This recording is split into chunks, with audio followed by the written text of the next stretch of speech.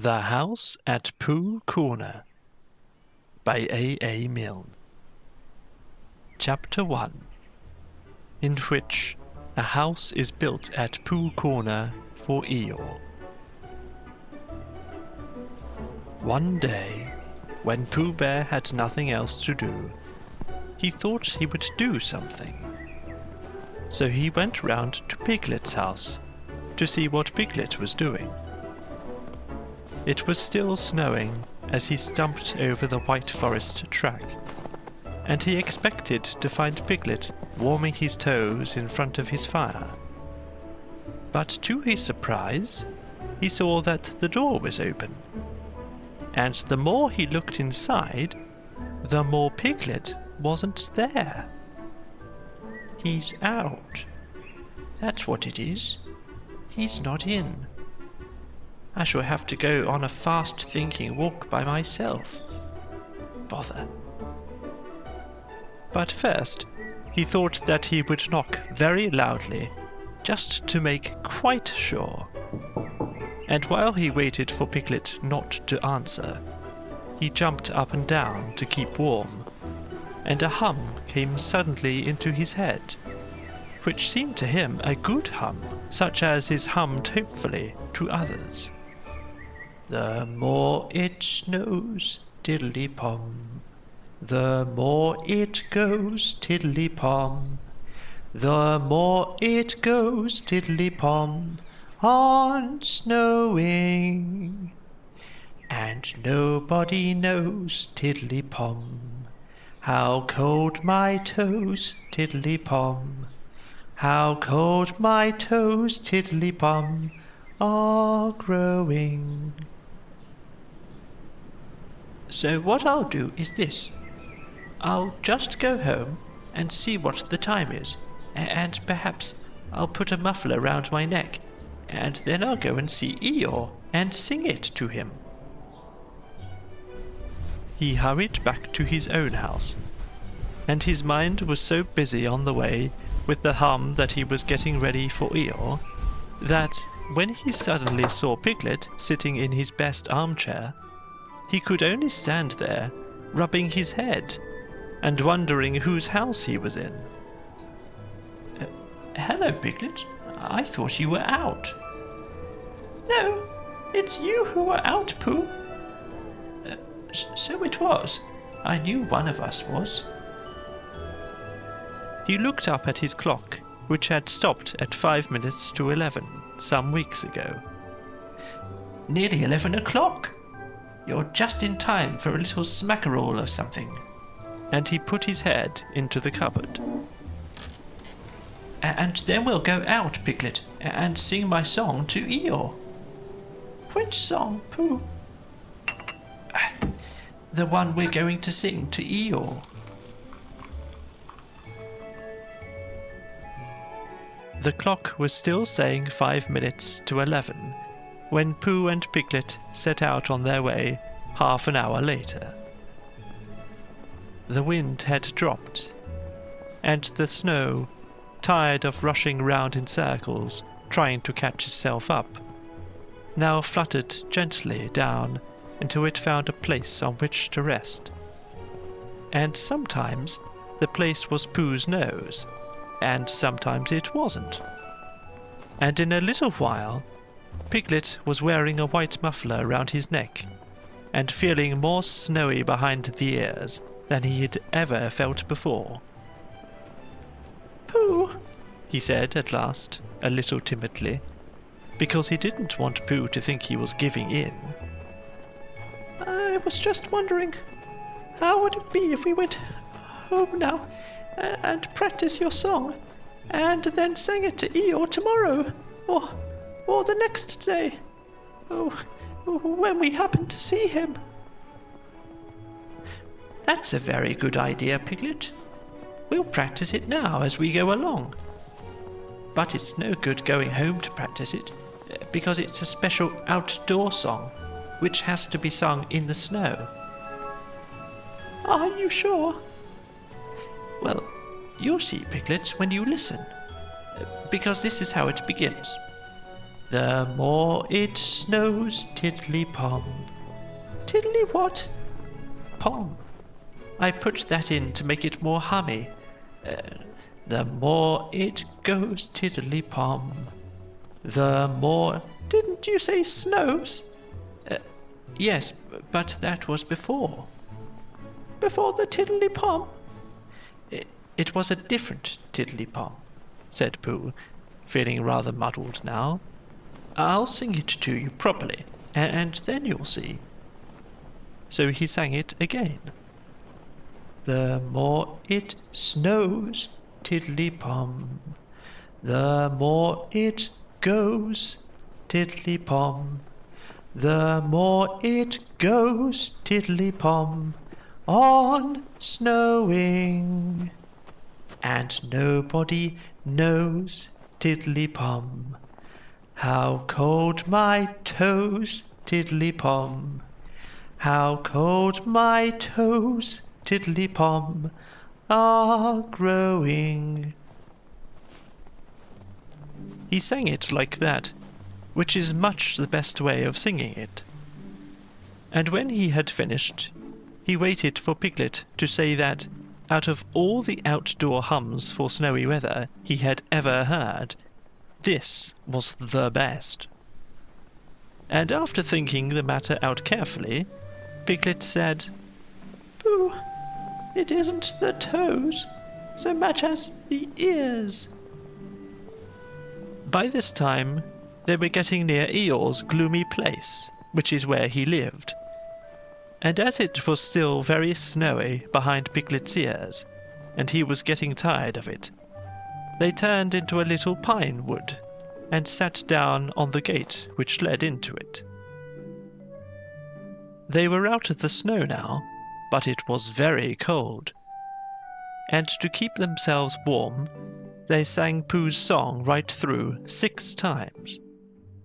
Piglet doing the tiddly-poms, and Pooh doing the rest of it, and both of them thumping on the top of the gate with pieces of stick at the proper places.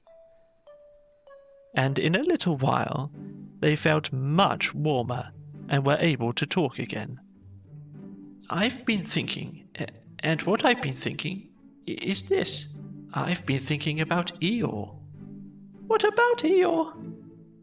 Well, poor Eeyore has nowhere to live. Nor he has. You have a house, Piglet, and I have a house, and they are very good houses. And Christopher Robin has a house, and Owl and Kangaroo and Rabbit have houses, and even Rabbit's friends and relations have houses, or some things. But poor Eeyore has nothing. So what I've been thinking is this. Let's build him a house. That is a grand idea. Where shall we build it? We build it here, just by this wood, out of the wind. Because this is where I thought of it. And we will call this Pooh Corner. And we will build an Eeyore house with sticks at Pooh Corner. For Eeyore. There was a heap of sticks on the other side of the wood. I saw them. Lots and lots, all piled up. Thank you, Piglet. What you have just said will be a great help to us. And because of it, I could call this place Pooh and Piglet Corner, if Pooh Corner didn't sound better, which it does, being smaller and more like a corner. Come along. So they got down off the gate and went round to the other side of the wood to fetch the sticks.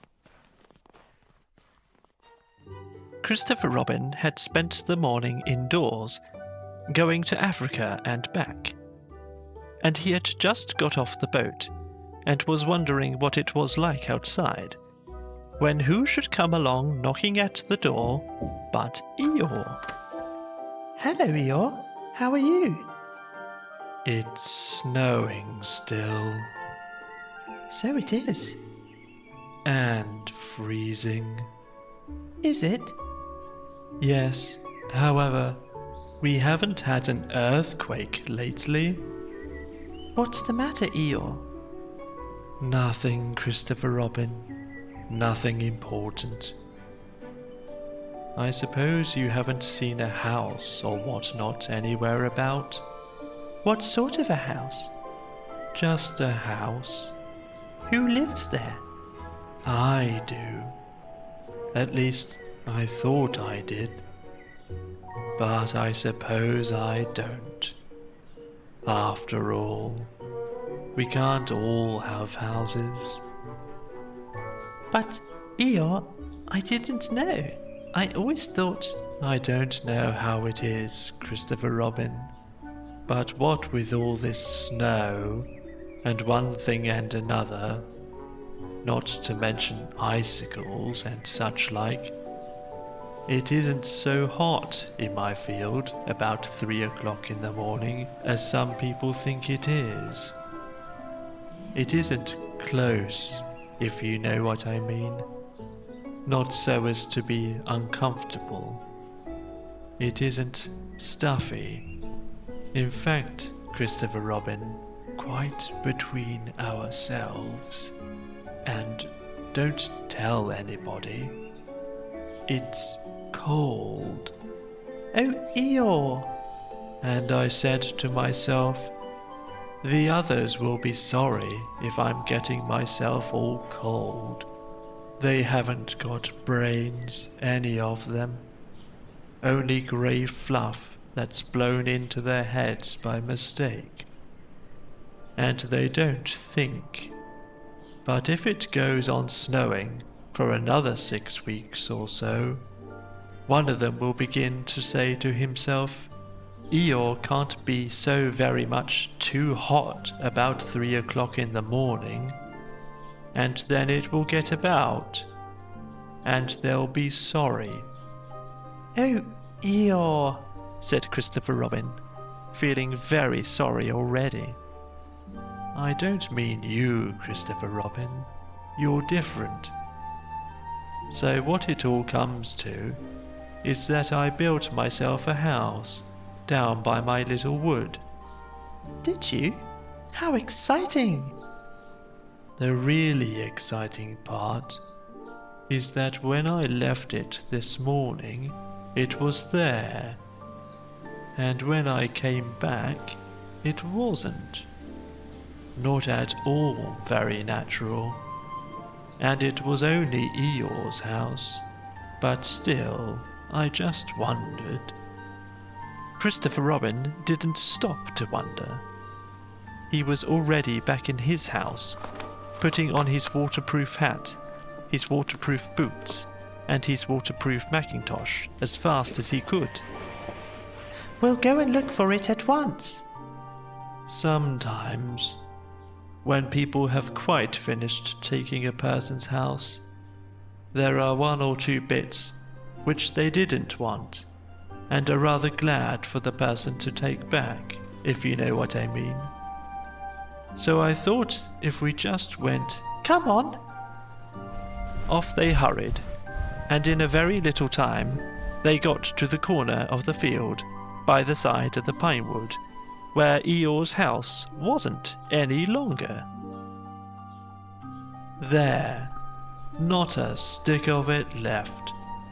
Of course, I've still got all this snow to do with what I like. One mustn't complain. But Christopher Robin wasn't listening to Eeyore. He was listening to something else. Can't you hear it? What is it? Somebody laughing? Listen! They both listened. And they heard a bear-like voice saying in a singing voice that the more it snowed, the more it went on snowing, and a small high voice tiddly-pomming in between. It's Pooh! Possibly. And Piglet? Probably. What we want is a trained bloodhound. The words of the song changed suddenly. We've finished our house, sang the bear voice. Tiddly-pom, sang the squeaky one. It's a beautiful house, tiddly-pom. I wish it were mine. Tiddly-pom. Pooh! The singers on the gate stopped suddenly. It's Christopher Robin. He's round by the place where we got all those sticks from. Come on. They climbed down their gate and hurried round the corner of the wood, Pooh making welcoming noises all the way. Why, here is Eeyore, said Pooh, when he had finished hugging Christopher Robin, and he nudged Piglet, and Piglet nudged him, and they thought to themselves what a lovely surprise they had got ready. Hello, Eeyore.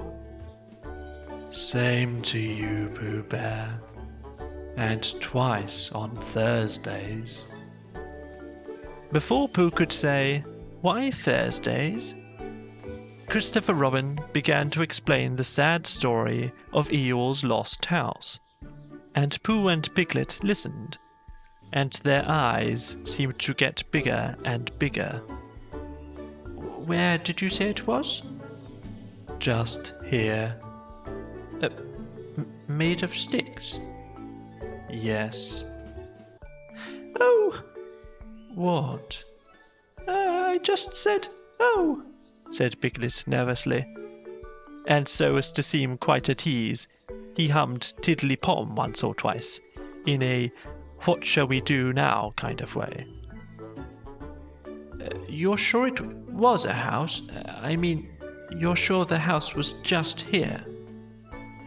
Of course I am, said Eeyore, and he murmured to himself, no brains at all, some of them.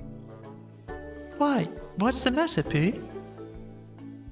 Well, the fact is, the fact is, you see, it's like this, said Pooh, and something seemed to tell him that he wasn't explaining very well, and he nudged Piglet again. It's like this, only warmer. What's warmer? The other side of the wood, where Eeyore's house is. My house? My house was here.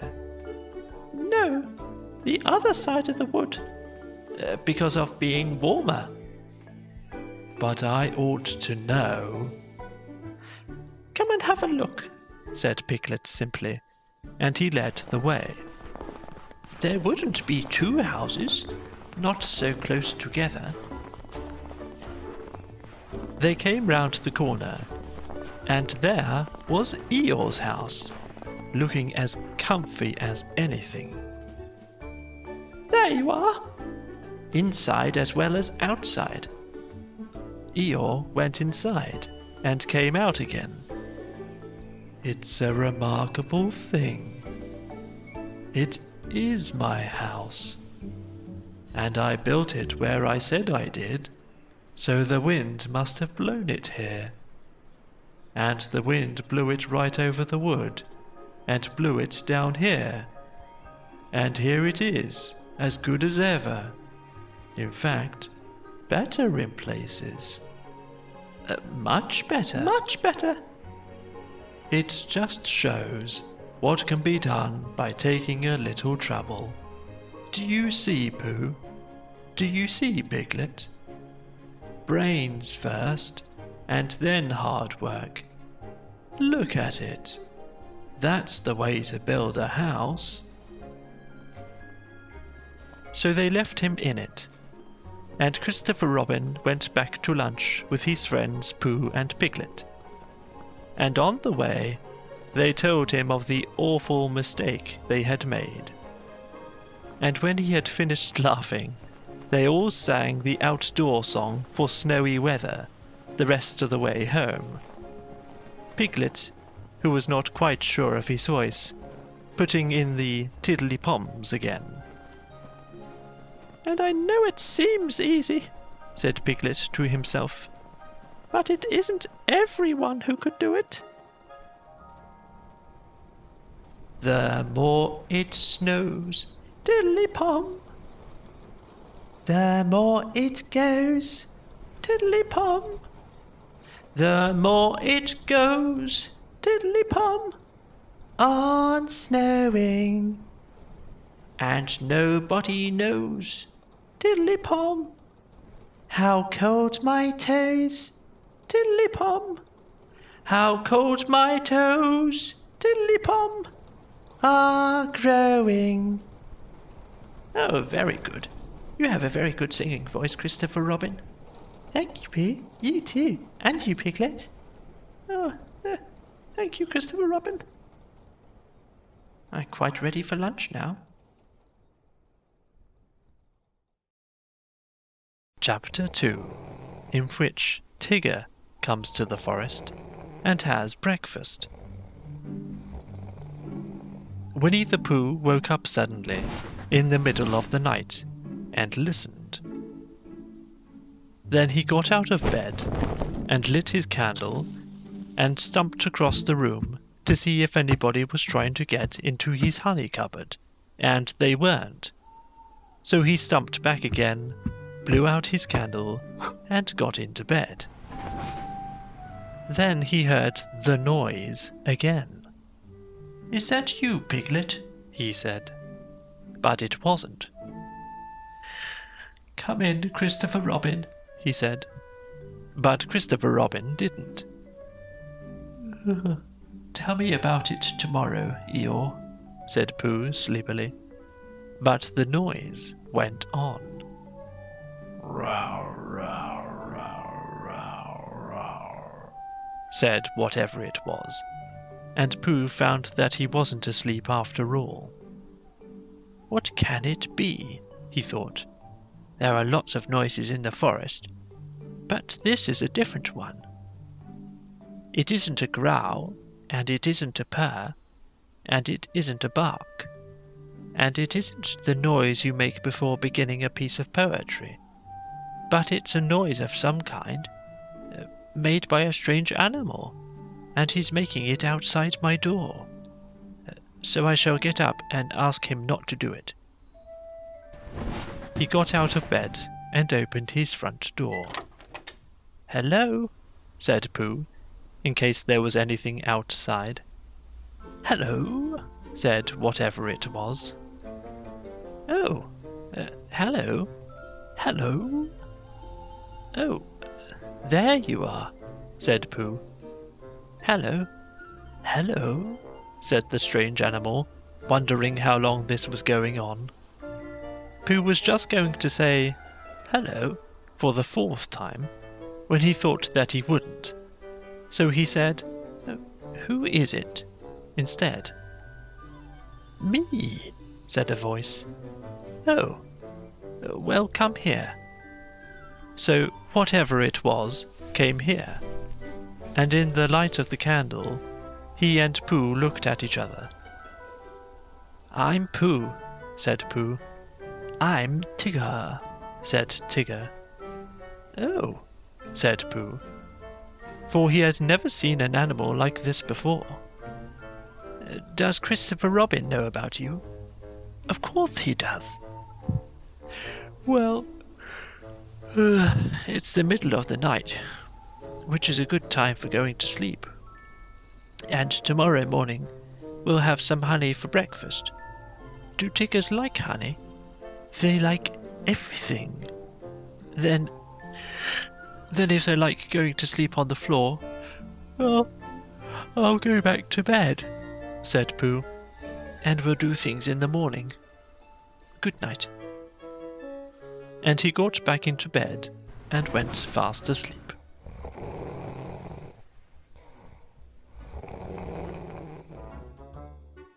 When he awoke in the morning, the first thing he saw was Tigger, sitting in front of the mirror and looking at himself. "Hello," said Pooh. "Hello," said Tigger. "I found somebody just like me. I thought I was the only one of them." Pooh got out of bed and began to explain what a mirror was. But just as he was getting to the interesting part, Tigger said, "Excuse me a moment, but there's something climbing up your table." And with one loud He jumped at the end of the tablecloth, pulled it to the ground, wrapped himself up in it 3 times, rolled to the other end of the room, and, after a terrible struggle, got his head into the daylight again, and said cheerfully, "Have I won?" "That's my tablecloth," said Pooh, as he began to unwind Tigger. "I wondered what it was. It goes on the table, and you put things on it. Then why did it try to bite me when I wasn't looking? I don't think it did." "It tried," said Tigger, "but I was too quick for it." Pooh put the cloth back on the table, and he put a large honey pot on the cloth, and they sat down to breakfast. And as soon as they sat down, Tigger took a large mouthful of honey, and he looked up at the ceiling with his head on one side, and made some exploring noises with his tongue, and considering noises, and "what have we got here" noises. And then he said in a very decided voice, "Tiggers don't like honey." "Oh," said Pooh, and tried to make it sound sad and regretful. "I thought they liked everything. Everything except honey." Pooh felt rather pleased about this, and said that as soon as he had finished his own breakfast, he would take Tigger round to Piglet's house, and Tigger could try some of Piglet's haycorns. "Thank you, Pooh, because haycorns is really what Tiggers like best." So after breakfast, they went round to see Piglet, and Pooh explained as they went that Piglet was a very small animal who didn't like bouncing, and asked Tigger not to be too bouncy just at first. And Tigger, who had been hiding behind the trees and jumping out on Pooh's shadow when he wasn't looking, said that Tiggers were only bouncy before breakfast, and that as soon as he had had a few acorns, they became quiet and refined. So by and by, they knocked at the door of Piglet's house. "Hello, Pooh." "Hello, Piglet. This is Tigger." "Oh, is it?" said Piglet, and he edged round to the other side of the table. I thought Tiggers were smaller than that." "Not the big ones," said Tigger. "They like acorns," said Pooh. So that's what we've come for, because poor Tigger hasn't had any breakfast yet." Piglet pushed the bowl of acorns towards Tigger and said, "Help yourself." And then he got close up to Pooh and felt much braver, and said, "So, you're Tigger? Well, well," in a careless sort of voice. But Tigger said nothing, because his mouth was full of acorns. After a long munching noise, he said, "Eeyore. And when Pooh and Piglet said, What? He said, "Scoozy," and went outside for a moment. When he came back, he said firmly, "Tiggers don't like acorns." "But you said they liked everything, except honey." "Everything except honey and acorns." When he heard this, Pooh said, "Oh, I see." And Piglet, who was rather glad that Tiggers didn't like acorns, said, "What about thistles?" "Thistles is what Tiggers like best." "Then let's go along and see Eeyore." So the 3 of them went, and after they had walked and walked and walked, they came to the part of the forest where Eeyore was. "Hello, Eeyore. This is Tigger." "What is this?" Tigger smiled his happiest smile and said nothing. Eeyore walked all round Tigger one way, and then turned and walked all around him the other way. "What did you say it was?" "Tigger." "Ah, He's just come. Ah. And he thought for a long time, and then said, "When is he going?" Pooh explained to Eeyore that Tigger was a great friend of Christopher Robin's, who had come to stay in the forest. And Piglet explained to Tigger that he mustn't mind what Eeyore said, because he was always gloomy. And Eeyore explained to Piglet that, on the contrary, he was feeling particularly cheerful this morning. And Tigger explained to anybody who was listening that he hadn't had any breakfast yet. "I knew there was something. Tiggers always eat thistles, so that is why we came to see you, Eeyore." "Don't mention it, Pooh." Oh, Eeyore, I didn't mean that I didn't want to see you." Quite. But your new stripy friend, naturally he wants his breakfast. What did you say his name was? Tigger. Then come this way, Tigger. Eeyore led the way to the most thistly-looking patch of thistles that ever was, and waved a hoof at it. A little patch I was keeping for my birthday. But, after all, what are birthdays? Here today and gone tomorrow. Help yourself, Tigger. Tigger thanked him and looked a little anxiously at Pooh. "Are these really thistles?" he whispered. "Yes. What tickles like best?" "That's right." "I see." So he took a large mouthful, and he gave a large crunch. "Ooh!" And he sat down and put his paw in his mouth. "What's the matter?" "Hot." "Your friend appears to have bitten on a bee." Pooh's friend stopped shaking his head to get the prickles out, and explained that Tiggers didn't like thistles. "Then why bend a perfectly good one?" "But you said that Tiggers liked everything except honey and acorns." "And thistles," said Tigger, who was now running round in circles with his tongue hanging out. Pooh looked at him sadly. "What are we going to do?" he asked Piglet. Piglet knew the answer to that, and he said at once that they must go and see Christopher Robin. "You'll find him with Kanga," said Eeyore. He came close to Pooh and said in a loud whisper, "Could you ask your friend to do his exercises somewhere else?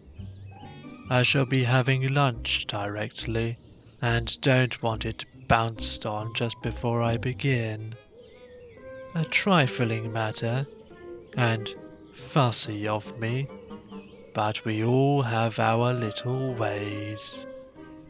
Pooh nodded solemnly and called to Tigger. "Come along, and we'll go and see Kanga. She's sure to have lots of breakfast for you."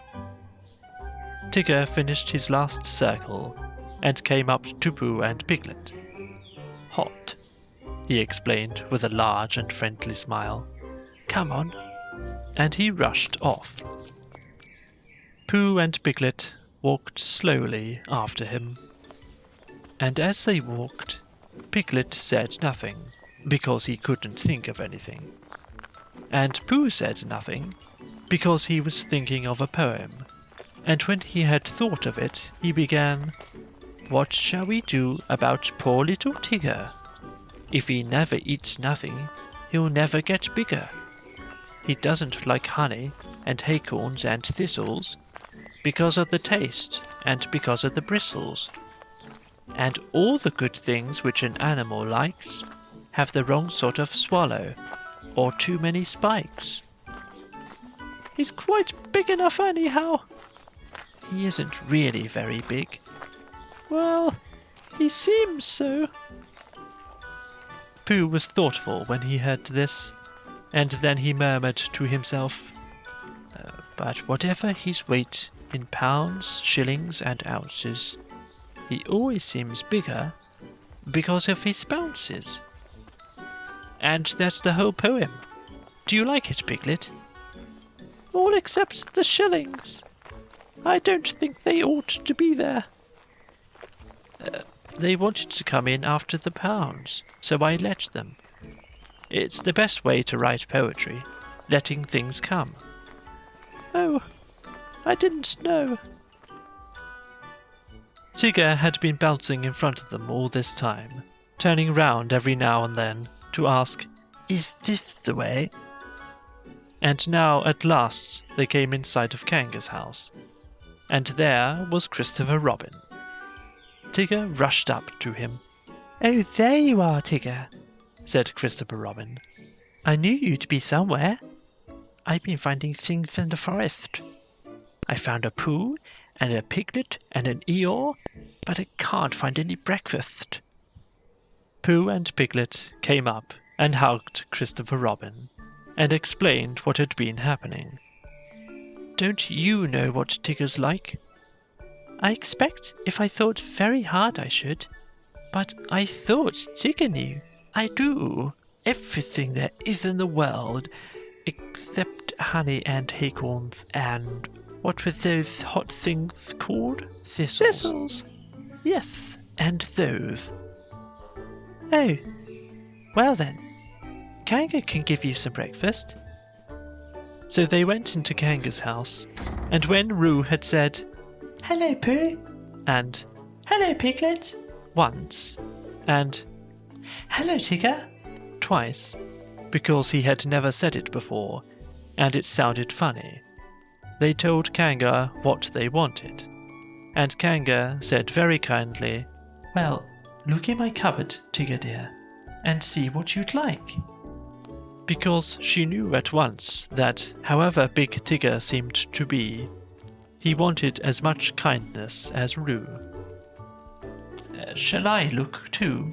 said Pooh, who was beginning to feel a little 11 o'clock-ish. And he found a small tin of condensed milk.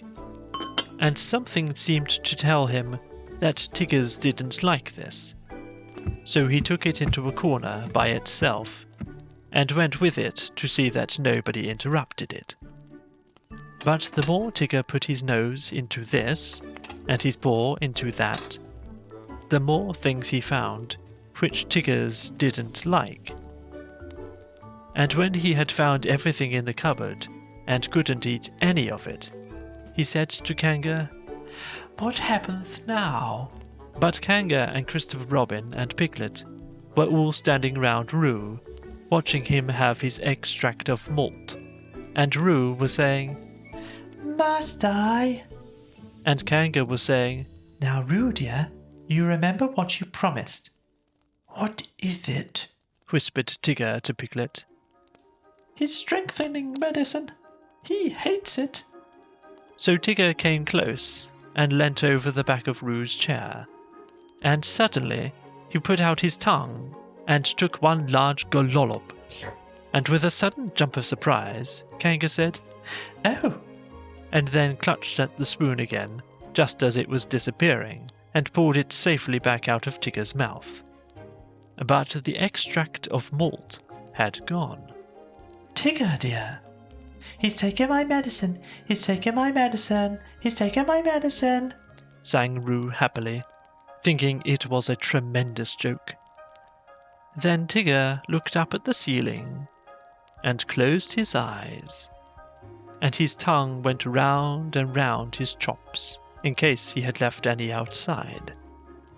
And a peaceful smile came over his face as he said, "So that's what Tigger's like."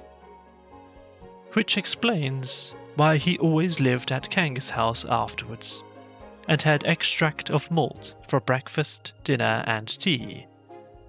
And sometimes, when Kanga thought he wanted strengthening, he had a spoonful or two of Roo's breakfast after meals as medicine. "But I think," said Piglet to Pooh, that he's been strengthened quite enough. The end.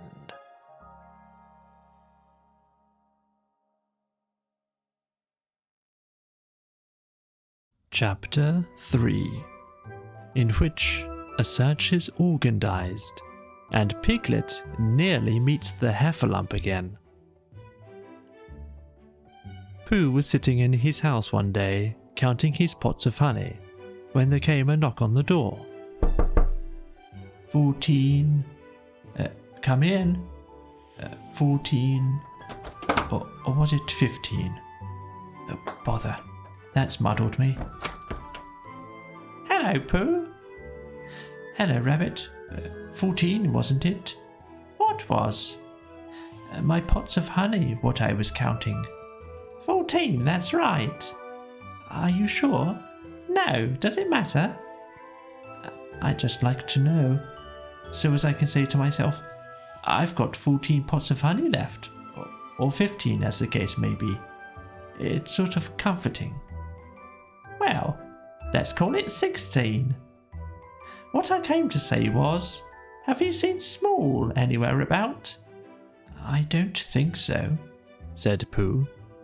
And then, after thinking a little more, he said, Who is Small? One of my friends and relations. This didn't help Pooh much, because Rabbit had so many friends and relations, of such different sorts and sizes, that he didn't know whether he ought to be looking for Small at the top of an oak tree or in the petal of a buttercup. I haven't seen anybody today, and not so as to say hello Small too. Did you want him for anything?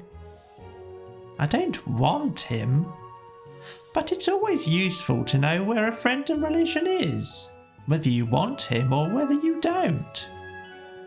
Oh, I see. Is he lost? Well, nobody has seen him for a long time, so I suppose he is. Anyhow, I promised Christopher Robin I'd organise a search for him, so come on. Pooh said goodbye affectionately to his 14 pots of honey, and hoped they were 15, and he and Rabbit went out into the forest. Now, this is a search, and I've organised it. Done what to it? Organised it. Which means, well, it's what you do to a search when you don't all look in the same place at once. So I want you, Pooh, to search by the 6 pine trees first, and then work your way towards Owl's house and look out for me there. Do you see? No. What? Then I'll see you at Owl's house in about an hour's time. Is Piglet organised too? We all are, said Rabbit, and off he went. As soon as Rabbit was out of sight, Pooh remembered that he had forgotten to ask who Small was, and whether he was the sort of friend or relation who settled on one's nose, or the sort who got trodden on by mistake. And it was too late now. He thought he would begin the hunt by looking for Piglet, and asking him what they were looking for before he looked for it. And it's no good looking at the 6 pine trees for Piglet, said Pooh to himself, because he's been organised in a special place of his own. So I shall have to look for the special place first. I wonder where it is. And he wrote it down in his head like this. Order of looking for things. Number 1. Special place. To find Piglet. Number 2. Piglet. To find who Small is. Number 3. Small. To find Small. Number 4. Rabbit. To tell him I found Small. Number 5. Small again. To tell him I've found Rabbit. Which makes it look like a bothering sort of day, thought Pooh as he stumped along. The next moment, the day became very bothering indeed, because Pooh was so busy not looking where he was going that he stepped on a piece of the forest which had been left out by mistake, and he only just had time to think to himself, "I'm flying, what owl does. I wonder how you stop," when he stopped. Bump. "Oh!" squeaked something. "That's funny," thought Pooh. "I said ooh without really oohing." "Help!" said a small high voice. "That's me again," thought Pooh.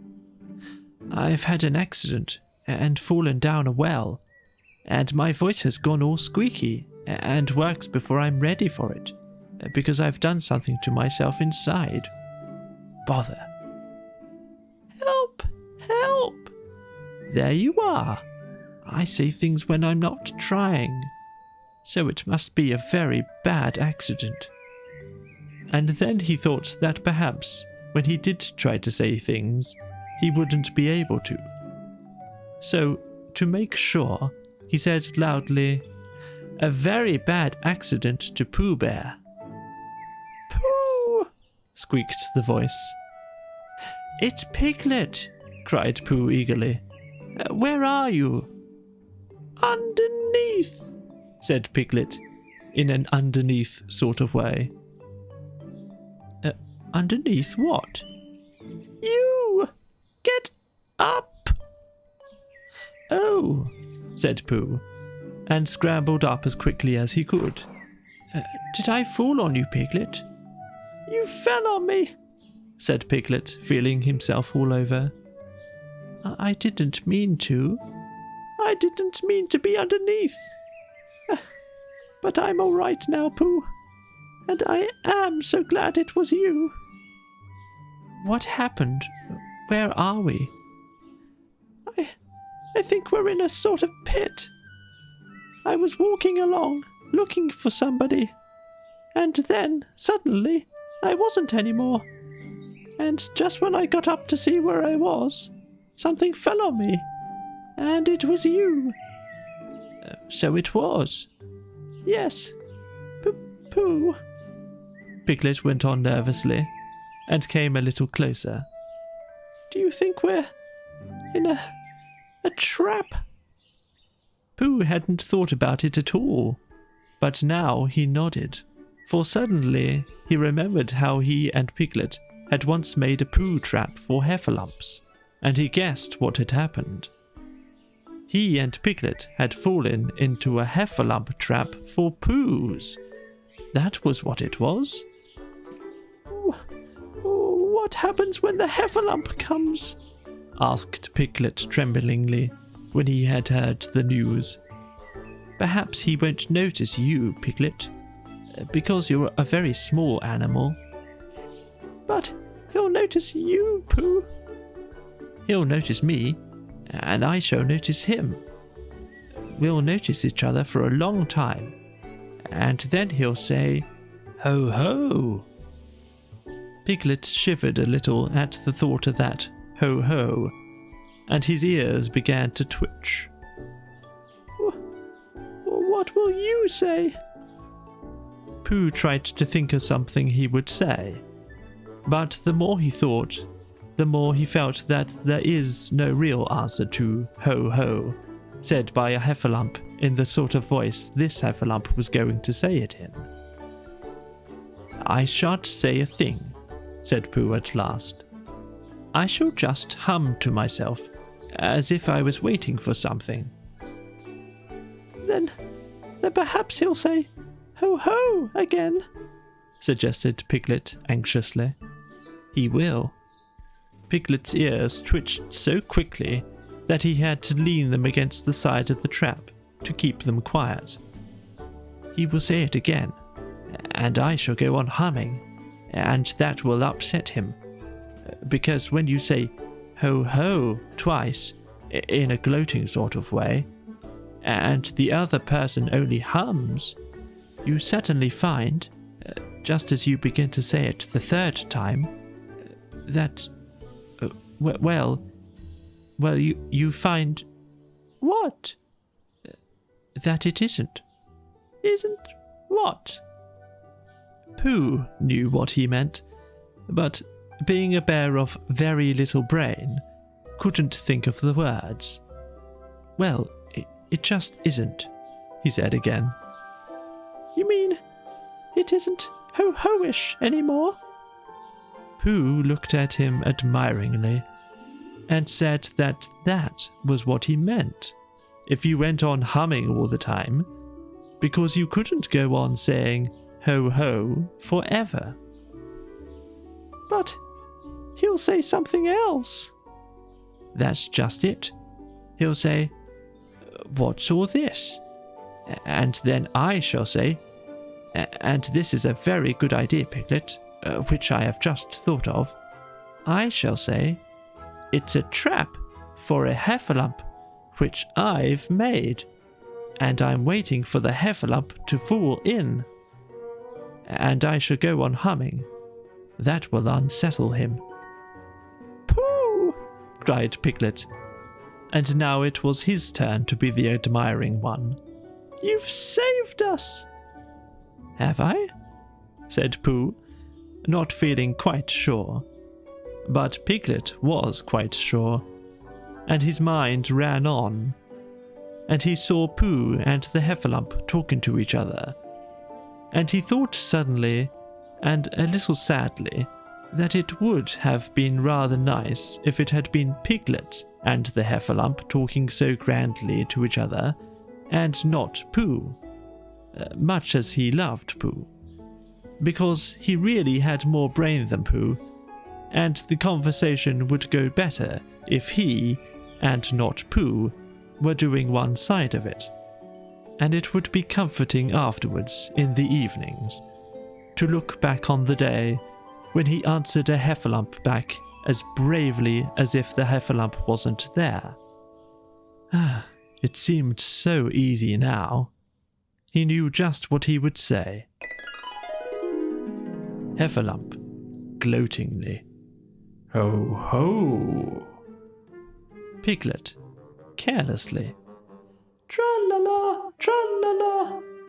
Heffalump, surprised and not quite so sure of himself. Ho ho! Piglet, more carelessly still. Tiddly-um-tum, tiddly-um-tum. Heffalump, beginning to say ho-ho, and turning it awkwardly into a cough. Oh, what's all this? Piglet, surprised. Hello, this is a trap I've made, and I'm waiting for a Heffalump to fall in it. Heffalump, greatly disappointed. Oh. After a long silence, are you sure? Piglet, yes. Heffalump, oh, nervously. I thought it was a trap I'd made to catch piglets. Piglet, surprised. Oh, no! Heffalump, oh, apologetically. I must have got it wrong, then. Piglet, I'm afraid so, politely. I'm sorry. He goes on humming. Heffalump, well,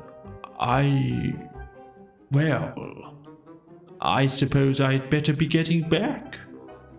Piglet, looking up carelessly. Must you? Well, if you see Christopher Robin anywhere, you might tell him I want him. Heffalump, eager to please. Certainly. He hurries off. Pooh, who wasn't going to be there, but we find we can't do without him. Oh, Piglet, how brave and clever you are. Piglet, modestly. Not at all, Pooh. And then, when Christopher Robin comes, Pooh can tell him all about it. While Piglet was dreaming this happy dream, and Pooh was wondering again whether it was 14 or 15, the search for Small was still going on all over the forest. Small's real name was Very Small Beetle, but he was called Small for short when he was spoken to at all, which hardly ever happened except when somebody said, "Really small." He had been staying with Christopher Robin for a few seconds, and he started round a gorse bush for exercise. But instead of coming back the other way, as expected, he hadn't, so nobody knew where he was. "I expect he's just gone home," said Christopher Robin to Rabbit. "Did he say goodbye and thank you for a nice time?" "It only just said, 'How do you do?'" "Ha!" said Rabbit. After thinking a little, he went on. "Has he written a letter saying how much he enjoyed himself and how sorry he was he had to go suddenly?" Christopher Robin didn't think he had. "Ha!" said Rabbit again, and looked very important. "This is serious. He is lost. We must begin the search at once." Christopher Robin, who was thinking of something else, said, "Where's Pooh?" But Rabbit had gone. So he went into his house and drew a picture of Pooh going on a long walk about 7 o'clock in the morning. And then he climbed to the top of his tree and climbed down again. And then he wondered what Pooh was doing and went across the forest to see.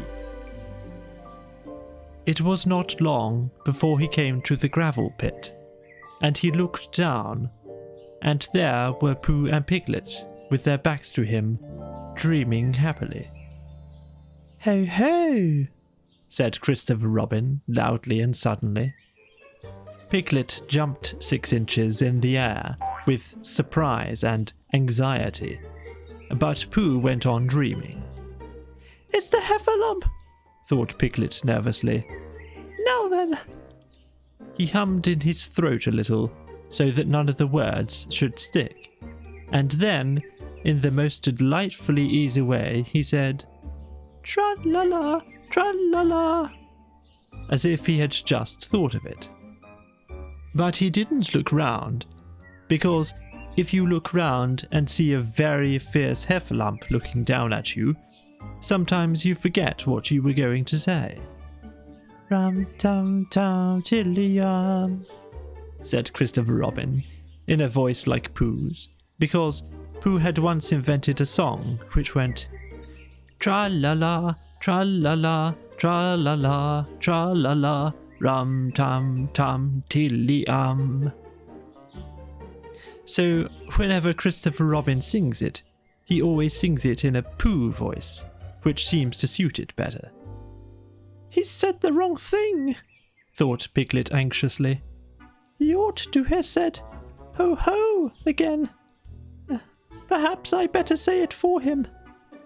And, as fiercely as he could, Piglet said, "Ho ho!"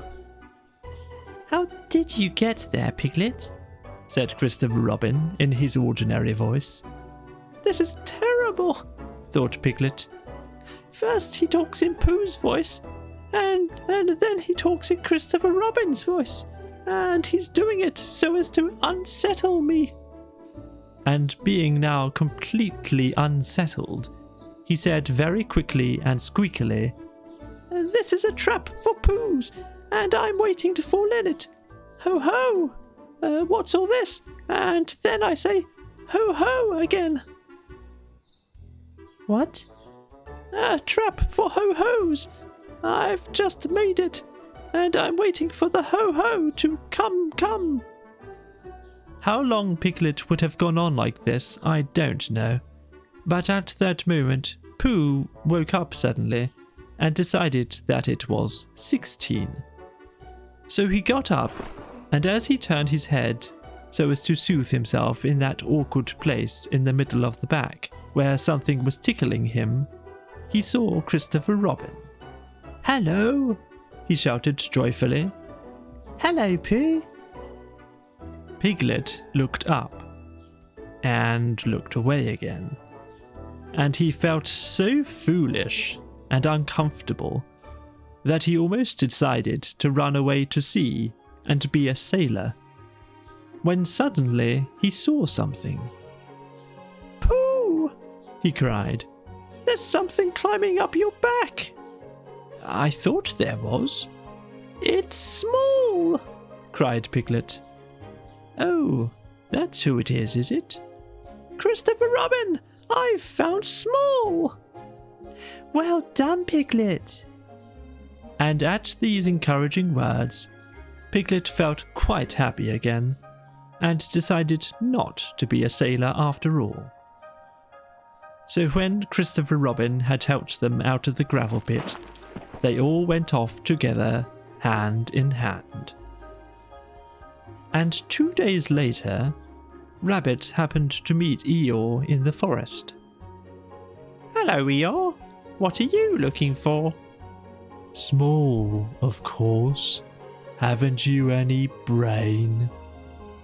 "Oh, but didn't I tell you? Small was found 2 days ago." There was a moment's silence. Ha ha. Merriment and what not.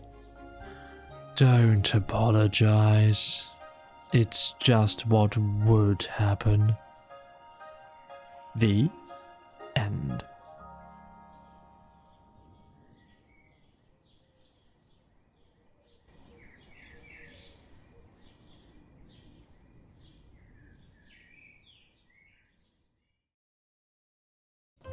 Chapter 4, in which it is shown that Tiggers don't climb trees. One day, when Pooh was thinking, he thought he would go and see Eeyore, because he hadn't seen him yesterday. And as he walked through the heather, singing to himself, he suddenly remembered that he hadn't seen Owl since the day before yesterday. So he thought that he would just look in at the 100 Acre Wood on the way, and see if Owl was at home. Well, he went on singing, until he came to the part of the stream where the stepping stones were. And when he was in the middle of the third stone, he began to wonder how Kanga and Roo and Tigger were getting on, because they all lived together in a different part of the forest. And he thought, I haven't seen Roo for a long time, and if I don't see him today, it will be a still longer time. So he sat down on the stone in the middle of the stream and sang another verse of his song while he wondered what to do. The other verse of the song was like this. I could spend a happy morning seeing Roo. I could spend a happy morning being Pooh. But it doesn't seem to matter, and if I don't get any fatter, and I don't get any fatter, what I do? The sun was so delightfully warm, and the stone, which had been sitting in it for a long time, was so warm too, that Pooh had almost decided to go on being Pooh in the middle of the stream for the rest of the morning, when he remembered Rabbit. Rabbit, said Pooh to himself. I like talking to Rabbit. He talks about sensible things. He doesn't use long, difficult words like owl. He uses short, easy words like, how about lunch? And help yourself, Pooh. I suppose really I ought to go and see Rabbit. Which made him think of another verse. Oh, I like his way of talking, yes I do. It's the nicest way of talking, just for two. And a help yourself with Rabbit, though it may become a habit, is a pleasant sort of habit for a Pooh. So when he had sung this, he got up off his stone, walked back across the stream, and set off for Rabbit's house. But he hadn't got far before he began to say to himself, "Yes, but suppose Rabbit is out? Or suppose I get stuck in his front door again, coming out, as I did once when his front door wasn't big enough. Because I know I'm not getting fatter, but his front door may be getting thinner. So wouldn't it be better if..." And all the time he was saying things like this, he was going more and more westerly, without thinking, until suddenly he found himself at his own front door again, and it was 11 o'clock, which was time for a little something. Half an hour later, he was doing what he always really meant to do. He was stumping off to Piglet's house. And as he walked, he wiped his mouth with the back of his paw and sang a rather fluffy song through the fur. It went like this. "I could spend a happy morning seeing Piglet. And I couldn't spend a happy morning not seeing Piglet. And it doesn't seem to matter if I don't see Owl and Eeyore, or any of the others. And I'm not going to see Owl or Eeyore, or any of the others. Or Christopher Robin." Written down like this, it doesn't seem like a very good song. But coming through pale fawn fluff at about 11:30 on a very sunny morning, it seemed to Pooh to be one of the best songs he had ever sung. So he went on singing it.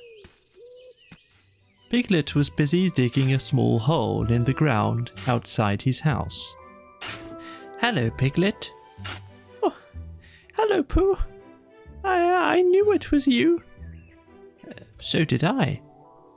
What are you doing?" "I'm planting a acorn, Pooh, so that it can grow up into an oak tree and have lots of acorns just outside the front door, instead of having to walk miles and miles. Do you see, Pooh?" "Supposing it doesn't?" "It will, because Christopher Robin says it will. So that's why I'm planting it." "Well, if I plant a honeycomb outside my house, then it will grow into a beehive." Piglet wasn't quite sure about this. "Or a piece of honeycomb, so as not to waste too much. Only then I might only get a piece of a beehive, and it might be the wrong piece, where the bees were buzzing and not honeying. Bother." Piglet agreed that that would be rather bothering. "Besides, Pooh, it's a very difficult thing, planting, unless you know how to do it," he said, and he put the acorn in the hole he had made and covered it up with earth and jumped on it. "I do know, because Christopher Robin gave me a nasturtium seed, and I planted it, and I'm going to have nasturtiums all over the front door." "I thought they were called nasturtiums," said Piglet timidly as he went on jumping. "No, not these. These are called nasturtiums." When Piglet had finished jumping, he wiped his paws on his front and said, "What shall we do now?" "Let's go and see Kanga and Roo and Tigger." Yes, let's." Because he was still a little anxious about Tigger, who was a very bouncy animal, with a way of saying, "How do you do?" which always left your ears full of sand, even after Kanga had said, "Gently, Tigger dear," and had helped you up again. So they set off for Kanga's house. Now, it happened that Kanga had felt rather motherly that morning, and wanting to count things, like Roo's vests, and how many pieces of soap there were left, and the 2 clean spots in Tigger's feeder. So she had sent them out with a packet of watercress sandwiches for Roo, and a packet of extract of malt sandwiches for Tigger, to have a nice long morning in the forest, not getting into mischief, and off they had gone. And as they went, Tigger told Roo, who wanted to know, all about the things that Tiggers could do. Can they fly? Yes, they're very good flyers, Tiggers are. Thorny good flyers. Oh, can they fly as well as Owl? Yes, only they don't want to. Why don't they want to? Well, they just don't like it somehow. Roo couldn't understand this, because he thought it would be lovely to be able to fly. But Tigger said it was difficult to explain to anybody who wasn't a Tigger himself. Well, can they jump as far as Kangers? Yes, when they want to. I love jumping. Let's see who can jump the farthest, you or me. I can, but we mustn't stop now or we shall be late. Late for what? For whatever we want to be in time for, said Tigger, hurrying on. In a little while they came to the 6 pine trees. I can swim. I fell into the river and I swimmed. Can Tiggers swim? Of course they can. Tiggers can do everything. Can they climb trees better than Pooh? Asked Roo, stooping under the tallest pine tree and looking up at it. Climbing trees is what Tiggers do best. Much better than Pooh's. Can they climb this one? They're always climbing trees like that. Up and down all day. Oh, Tigger, are they really? I'll show you, and you can sit on my back and watch me. For of all the things which he had said Tiggers could do, the only one he felt really certain about suddenly was climbing trees. Oh, Tigger, oh, Tigger, oh, Tigger! Squeaked Roo excitedly. So he sat on Tigger's back, and up they went. For the first 10 feet, Tigger said happily to himself, "Up we go!" And for the next 10 feet he said, "I always said Tiggers could climb trees." And for the next 10 feet he said, "Not that it's easy, mind you." And for the next 10 feet he said, "Of course, there's the coming down too, backwards." And then he said, "Which would be difficult unless one fell, when it would be easy." And at the word easy, the branch he was standing on broke suddenly, and he just managed to clutch at the one above him as he felt himself going. And then slowly he got his chin over it, and then one back paw, and then the other, until at last he was sitting on it, breathing very quickly, and wishing that he had gone in for swimming instead. Roo climbed off and sat down next to him. Hey, Tigger, are we at the top? No. Are we going to the top? No. Oh. That was a lovely bit just now, when you pretended we were going to fall bump to the bottom, and we didn't.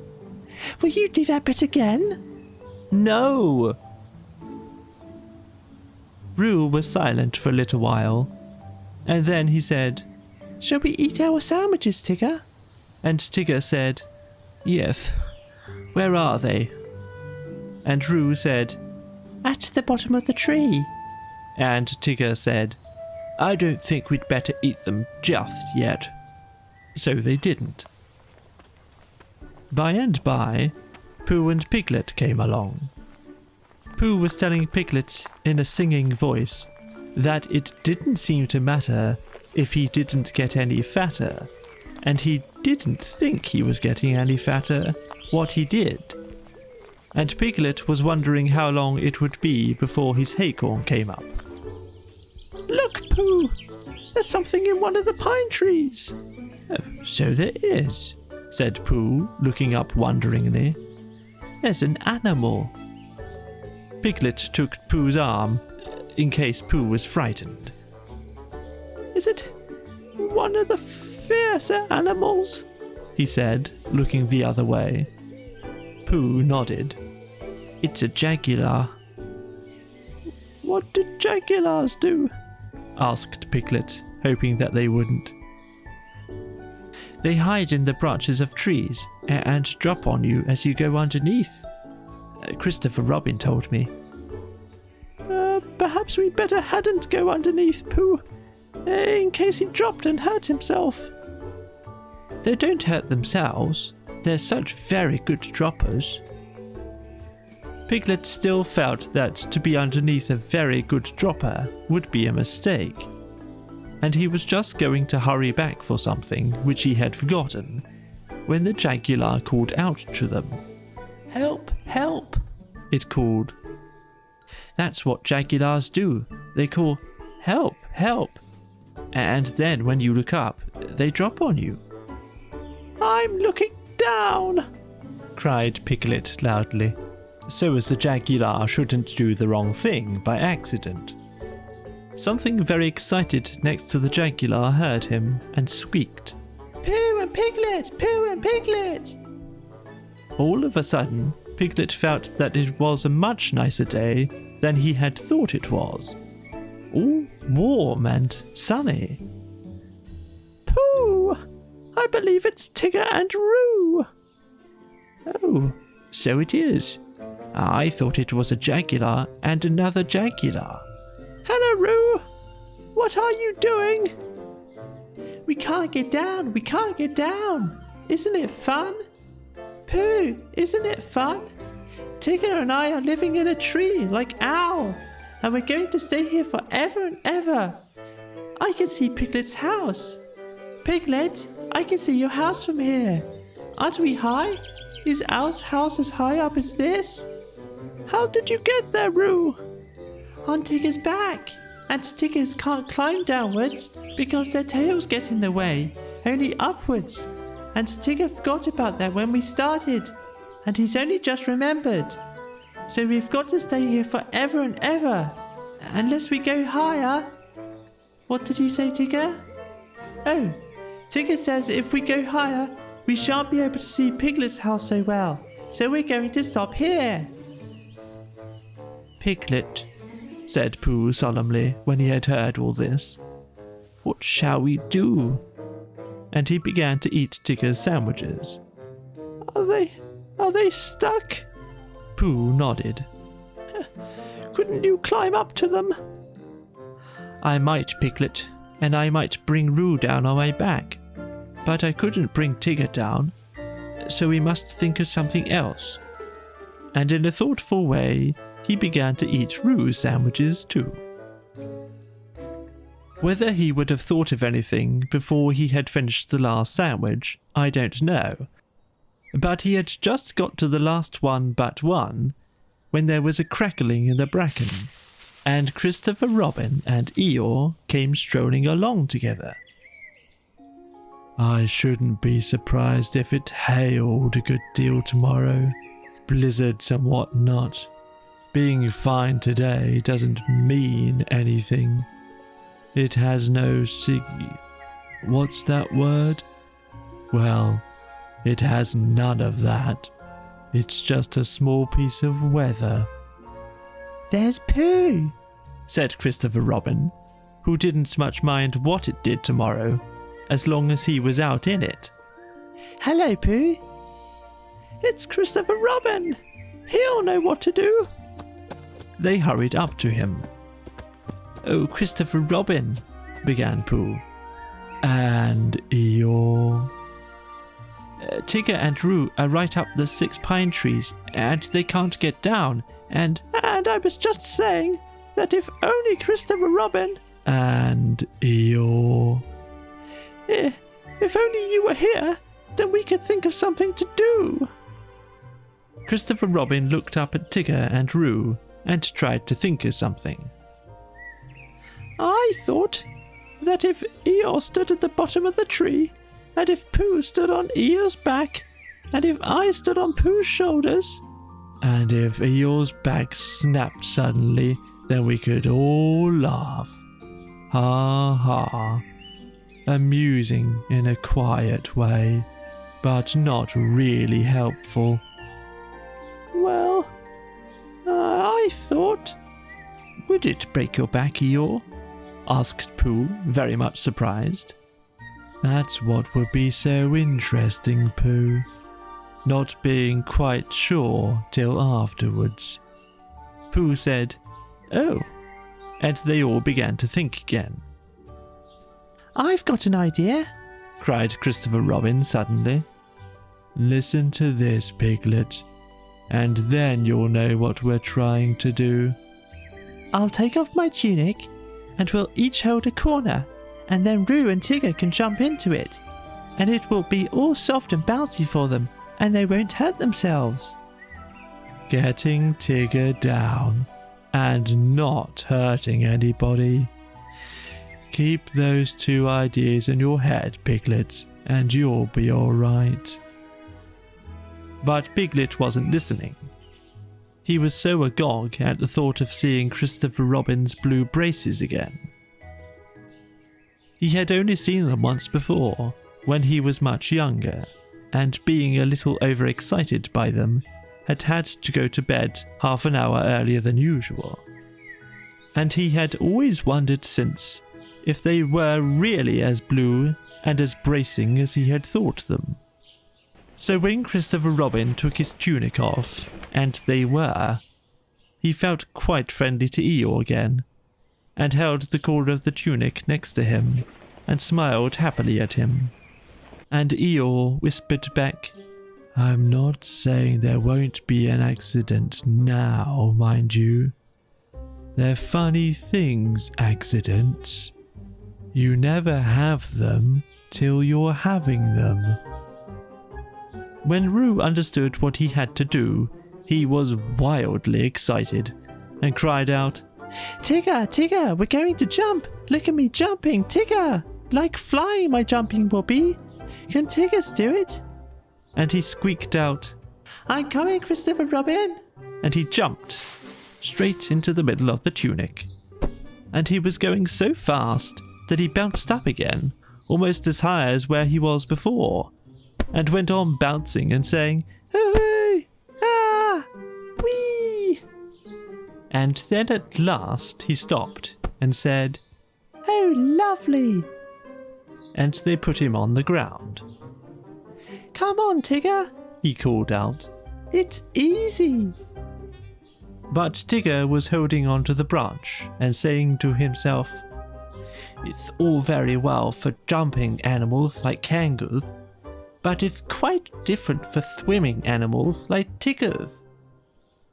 And he thought of himself floating on his back down a river, or striking out from one island to another, and he felt that that was really the life for a Tigger. Come along, called Christopher Robin. You'll be all right. Just a moment. Small piece of bark in my eye. And he moved slowly along his branch. Come on, it's easy, squeaked Roo. And suddenly Tigger found how easy it was. Oh, he shouted as the tree flew past him. Look out, cried Christopher Robin to the others. There was a crash and a tearing noise, and a confused heap of everybody on the ground. Christopher Robin and Pooh and Piglet picked themselves up first, and then they picked Tigger up, and underneath everybody else was Eeyore. Oh, Eeyore, are you hurt? And he felt him rather anxiously, and dusted him, and helped him to stand up again. Eeyore said nothing for a long time, and then he said, Is Tigger there? Tigger was there, feeling bouncy again already. Yes, Tigger's here. Well, just thank him for me. The end.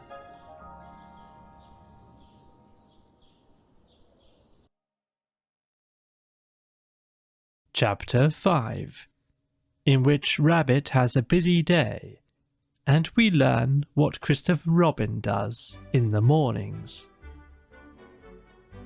It was going to be one of Rabbit's busy days. As soon as he woke up, he felt important, as if everything depended on him.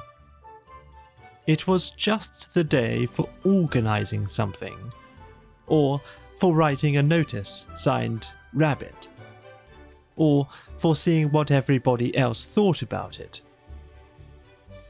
It was a perfect morning for hurrying round to Pooh and saying, "Very well then, I'll tell Piglet." And then going to Piglet and saying, "Pooh thinks, but perhaps I'd better see Owl first." It was a captain-ish sort of day, when everybody said, "Yes, Rabbit," and "No, Rabbit," and waited until he had told them. He came out of his house and sniffed the warm spring morning as he wondered what he would do. Kanga's house was nearest, and at Kanga's house was Roo, who said, "Yes, Rabbit," and "No, Rabbit," almost better than anybody else in the forest. But there was another animal there nowadays, the strange and bouncy Tigger, and he was the sort of Tigger who was always in front when you were showing him the way anywhere, and was generally out of sight when at last you came to the place and said proudly, "Here we are." "No, not Kangas," said Rabbit thoughtfully to himself. And he curled his whiskers in the sun, and to make quite sure that he wasn't going there, he turned to the left and trotted off in the other direction, which was the way to Christopher Robin's house.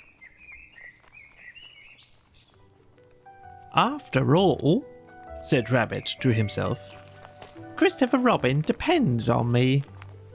He's fond of Pooh and Piglet and Eeyore, and so am I. But they haven't any brain, not to notice. And he respects Owl, because you can't help respecting anybody who can spell Tuesday, even if he doesn't spell it right. But spelling isn't everything. There are days when spelling Tuesday simply doesn't count. And Kanga is too busy looking after Roo, and Roo is too young, and Tigger is too bouncy to be any help. So there's really nobody but me, when you come to look at it. I'll go and see if there's anything he wants doing, and then I'll do it for him. It's just the day for doing things." He trotted along happily, and by he crossed the stream and came to the place where his friends and relations lived. There seemed to be even more of them than usual this morning, and having nodded to a hedgehog or two, with whom he was too busy to shake hands, and having said, "Good morning, good morning," importantly to some of the others, and "Ah, there you are," kindly to the smaller ones, he waved a paw at them over his shoulder, and he was gone, leaving such an air of excitement and I don't know what behind him that several members of the beetle family, including Henry Rush, made their way at once to the 100 Acre Wood and began climbing trees in the hope of getting to the top before it happened, whatever it was, so that they might see it properly.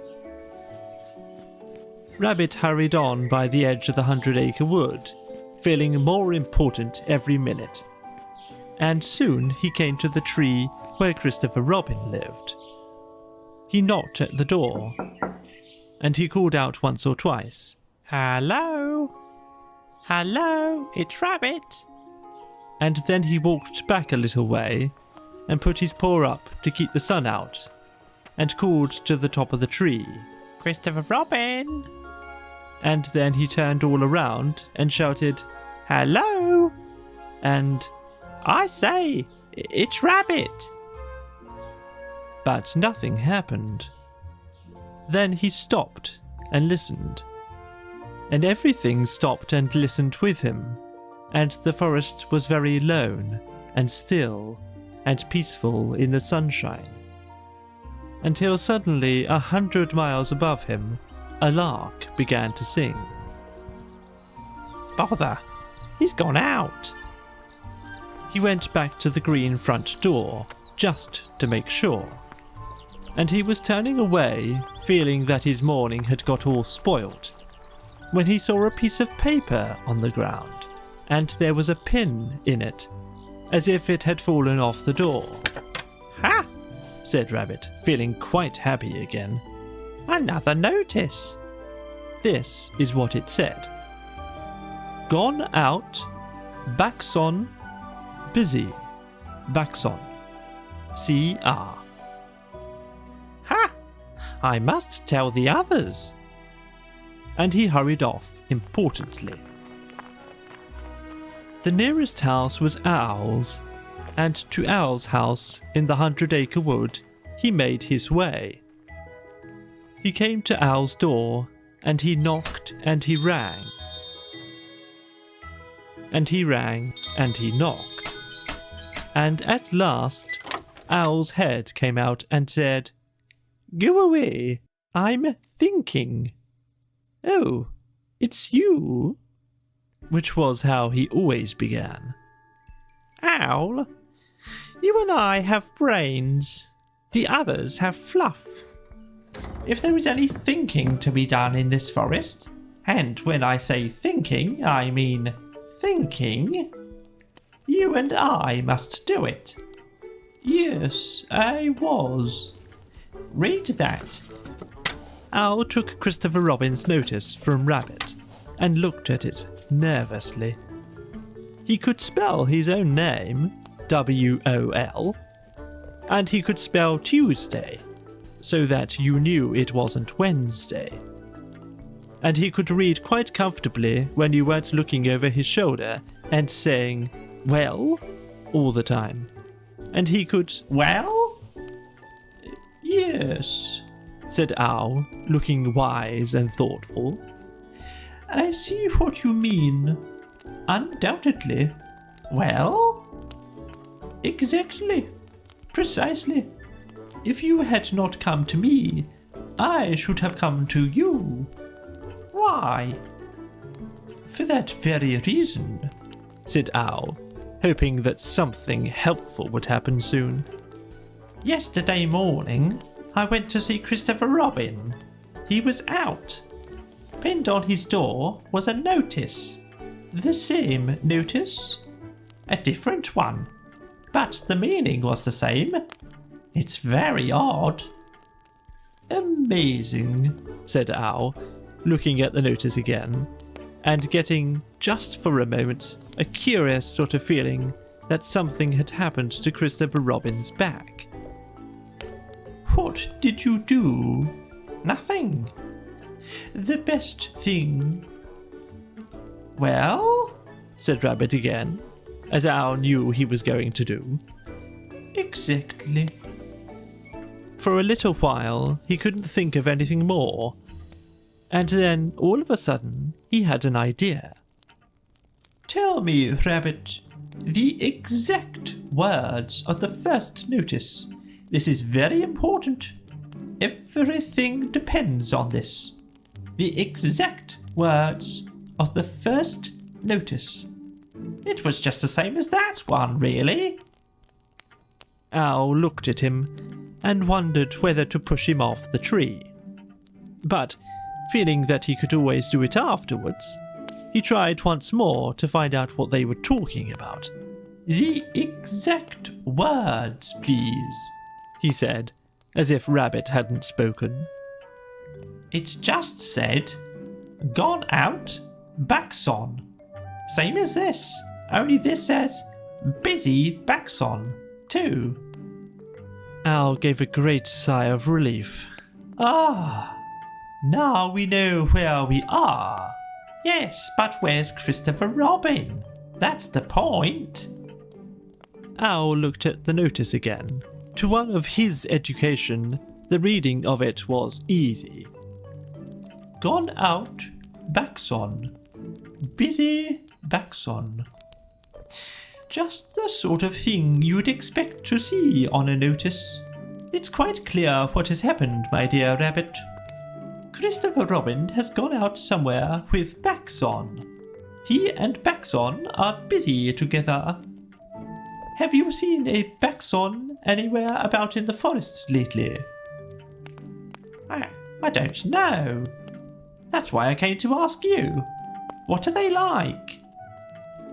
Well, the spotted or herbaceous Baxon is just at least it's really more of a of course it depends on the well the fact is I don't know what they're like. Thank you, said Rabbit, and he hurried off to see Pooh. Before he had gone very far, he heard a noise, so he stopped and listened. This was the noise. Noise by Pooh. Oh, the butterflies are flying, now the winter days are dying, and the primroses are trying to be seen. And the turtle doves are cooing, and the woods are up and doing, for the violets are blowing in the green. Oh, the honey bees are gumming on their little wings and humming, that the summer which is coming will be fun. And the cows are almost cooing, and the turtle doves are mooing, which is why a Pooh is pooing in the sun. For the spring is really springing, you can see a skylark singing, and the bluebells which are ringing can be heard.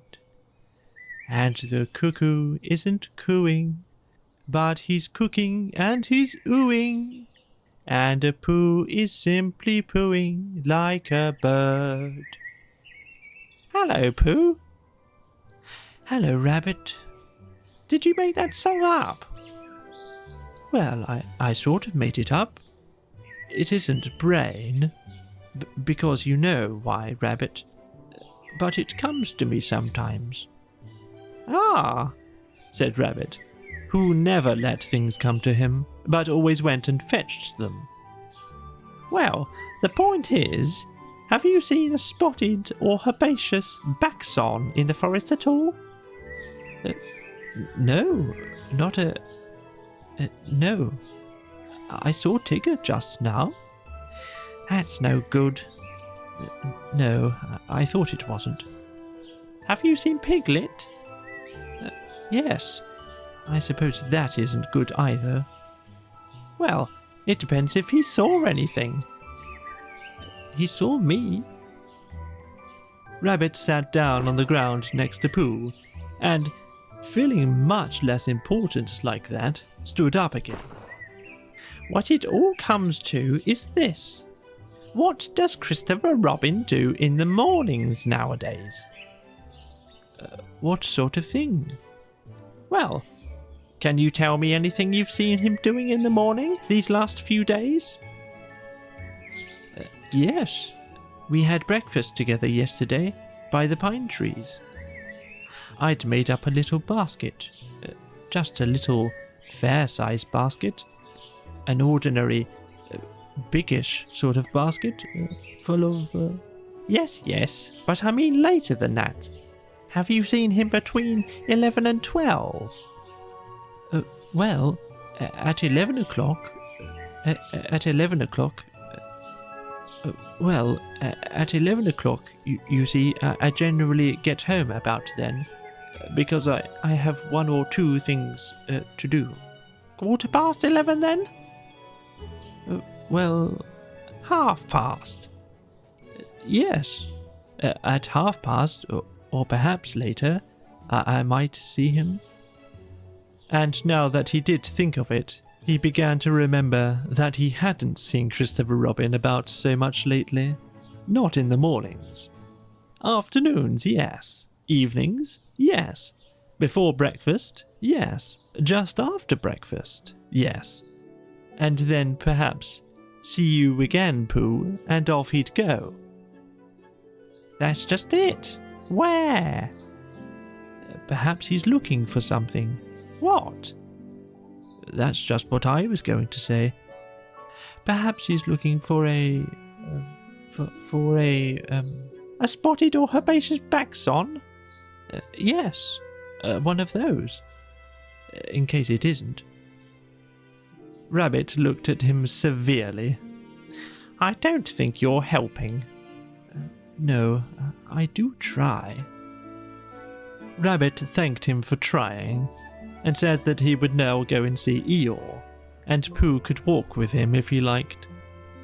But Pooh, who felt another verse of his song coming on him, said he would wait for Piglet. Goodbye, Rabbit. So Rabbit went off. But as it happened, it was Rabbit who saw Piglet first. Piglet had got up early that morning to pick himself a bunch of violets.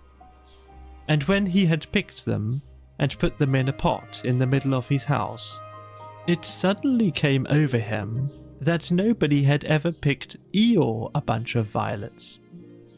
And the more he thought about this, the more he thought how sad it was to be an animal who had never had a bunch of violets picked for him. So he hurried out again, saying to himself, Eeyore, violets. And then, violets, Eeyore.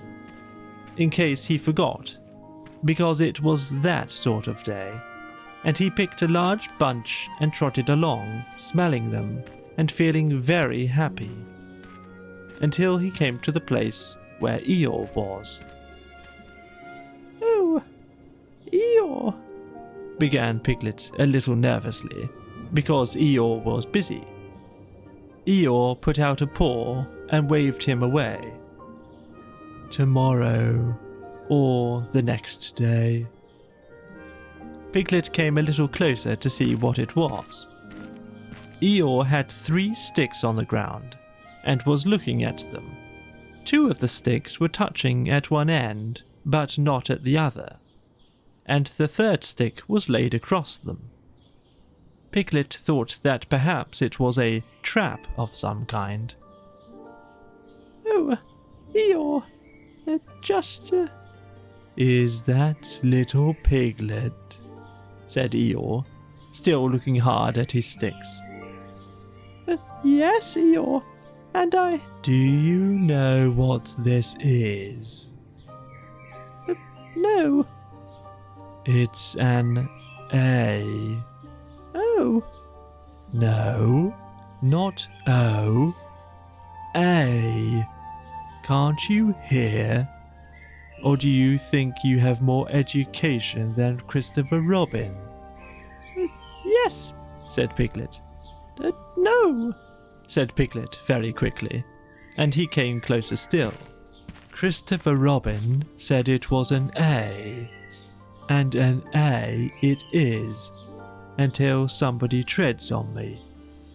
Piglet jumped backwards hurriedly and smelt at his violets. Do you know what A means, little Piglet? No, Eeyore, I don't. It means learning.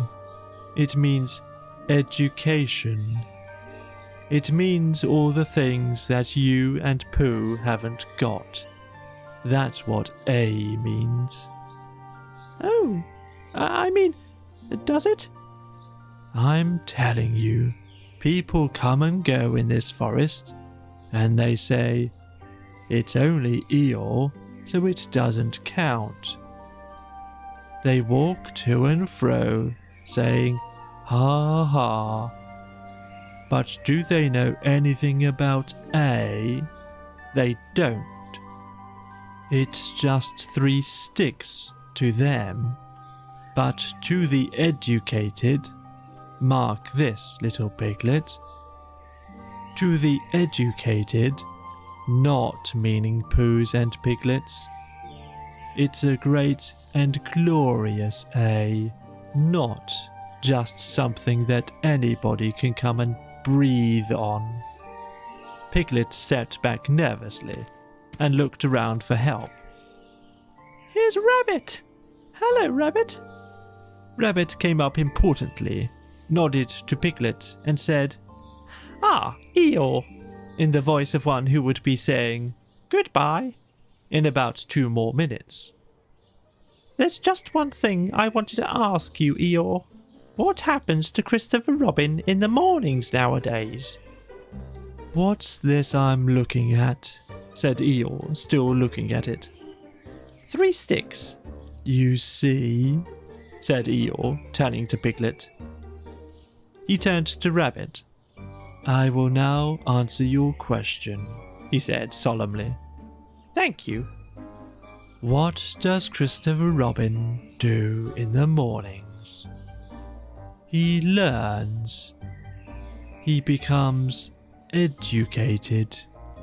He instigates, I think is the word he mentioned, but I may be referring to something else.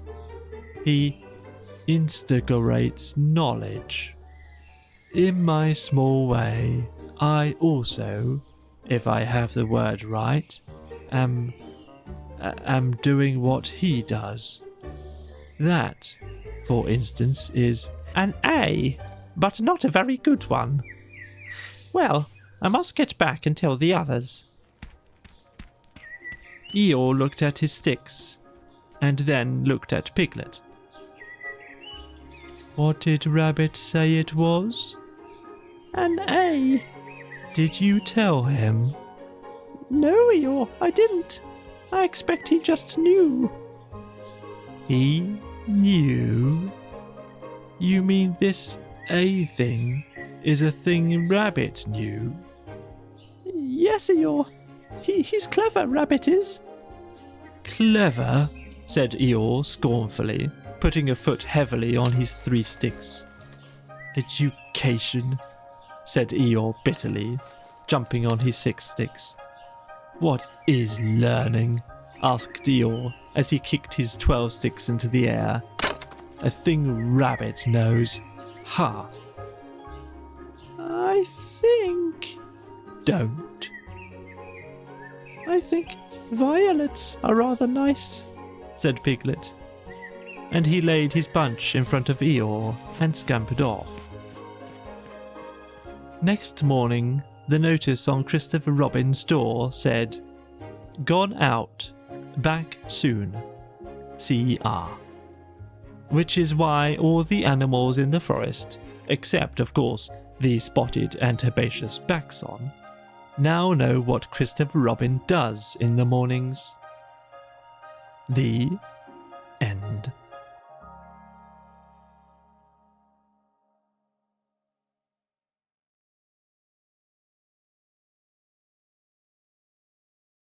Chapter 6, in which Pooh invents a new game and Eeyore joins in.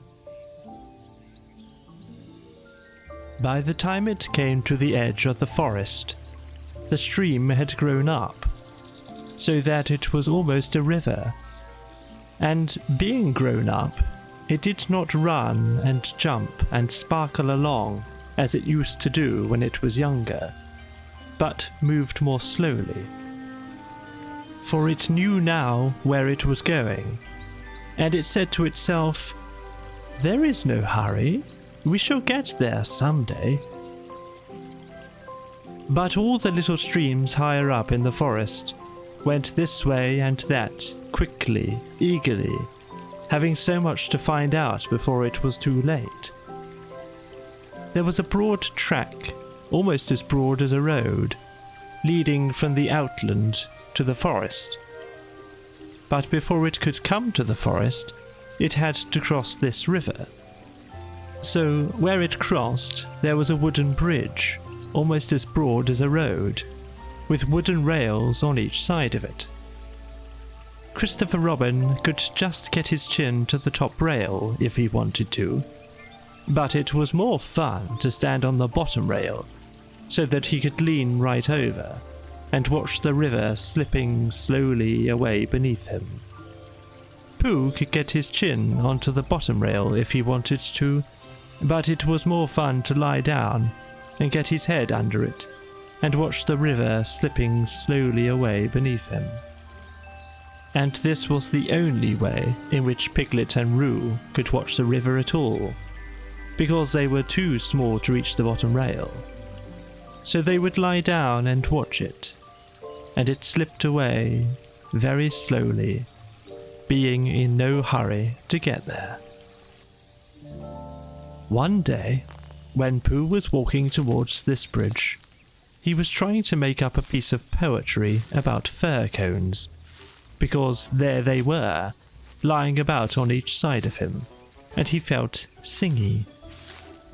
So he picked a fir cone up and looked at it, and said to himself, "This is a very good fir cone, and something ought to rhyme to it." But he couldn't think of anything. And then this came into his head suddenly. "Here is a mystery about a little fir tree. Owl says it's his tree, and Kanga says it's her tree." Which doesn't make sense, because Kanga doesn't live in a tree. He had just come to the bridge, and not looking where he was going, he tripped over something, and the fir cone jerked out of his paw into the river. "Bother," said Pooh, as it floated slowly away under the bridge. And he went back to get another fir cone, which had a rhyme to it. But then he thought that he would just look at the river instead, because it was a peaceful sort of day. So he lay down and looked at it, and it slipped slowly away beneath him. And suddenly, there was his fir cone slipping away too. "That's funny. I dropped it on the other side, and it came out on this side. I wonder if it would do it again." And he went back for some more fir cones. It did. It kept on doing it. Then he dropped 2 in at once and leant over the bridge to see which one of them would come out first. And one of them did. But as they were both the same size, he didn't know if it was the one which he wanted to win or the other one. So the next time, he dropped one big one and one little one. And the big one came out first, which is what he said it would do.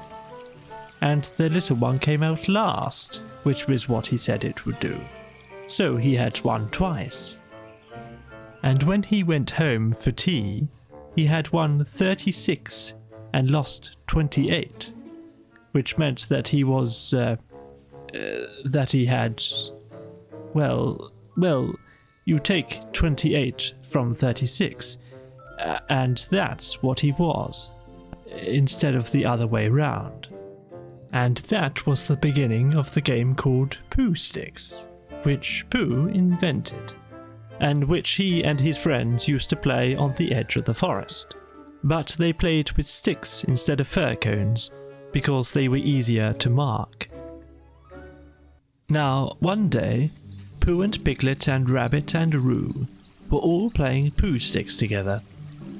They had dropped their sticks in when Rabbit said, "Go!"